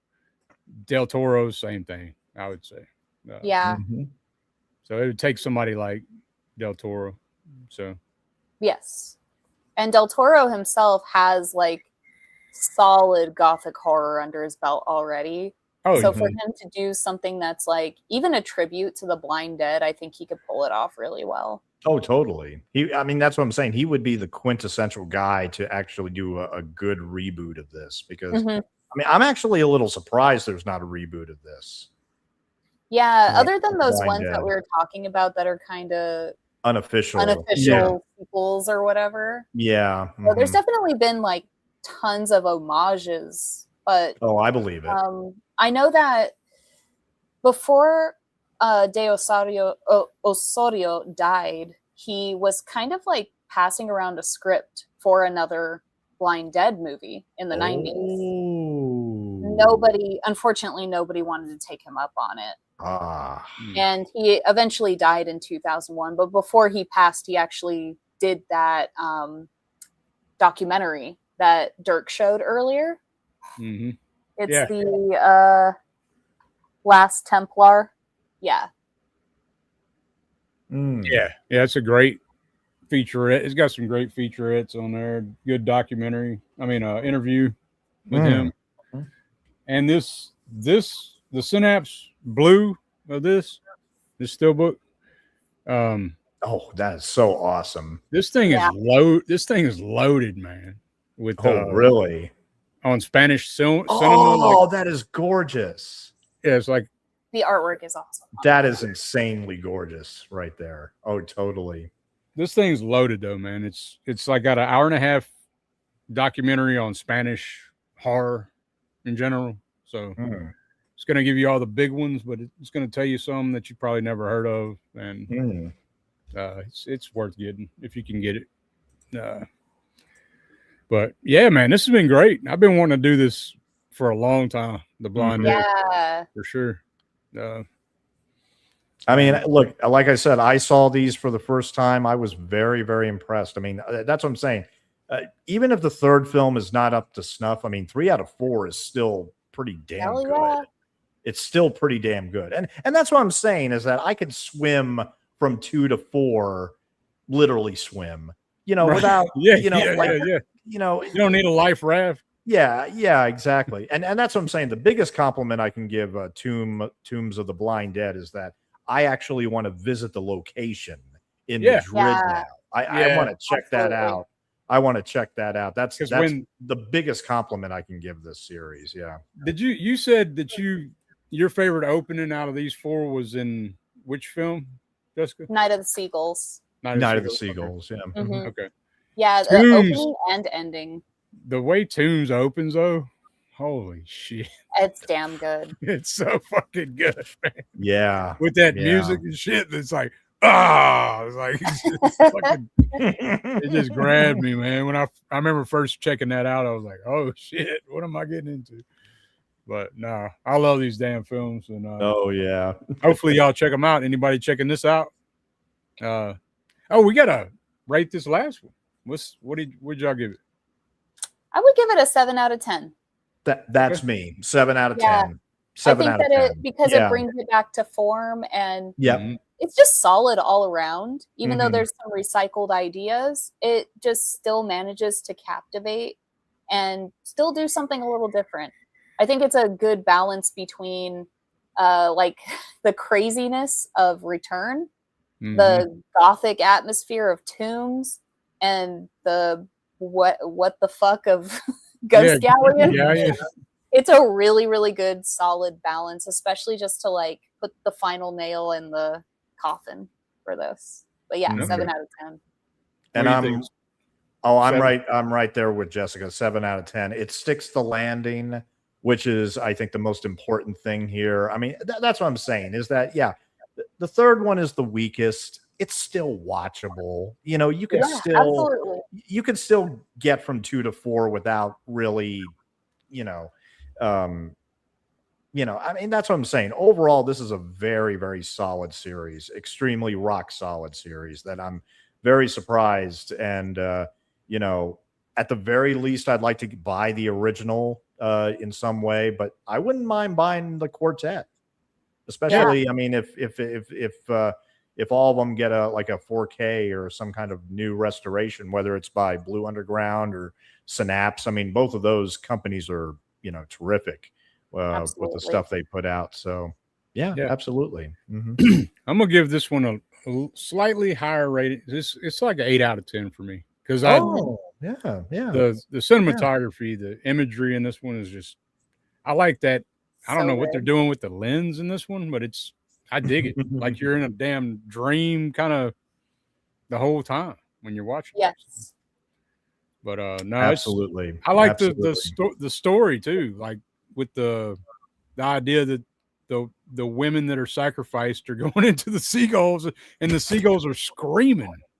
Yeah. That shit fucking, that's different, so. Yeah. And then afterward, the crabs are pecking. Yeah. And I thought that shit was real. Crawling all over them and everything. I thought it was real too. That's so crazy. I don't think those are real crabs. Yeah. But at the same time, they look real enough that I can totally buy them. So they did their job. They did their job. They did. Definitely. They got paid well. Yes. Hell yeah. Well, man, I guess we're going to get out of here. Is there anything you want to mention? Recent pickups? Oh, yeah. Okay. Yeah, recent pickups. Yeah. Okay. All right. I will do that. Come a little closer. Wanna try me?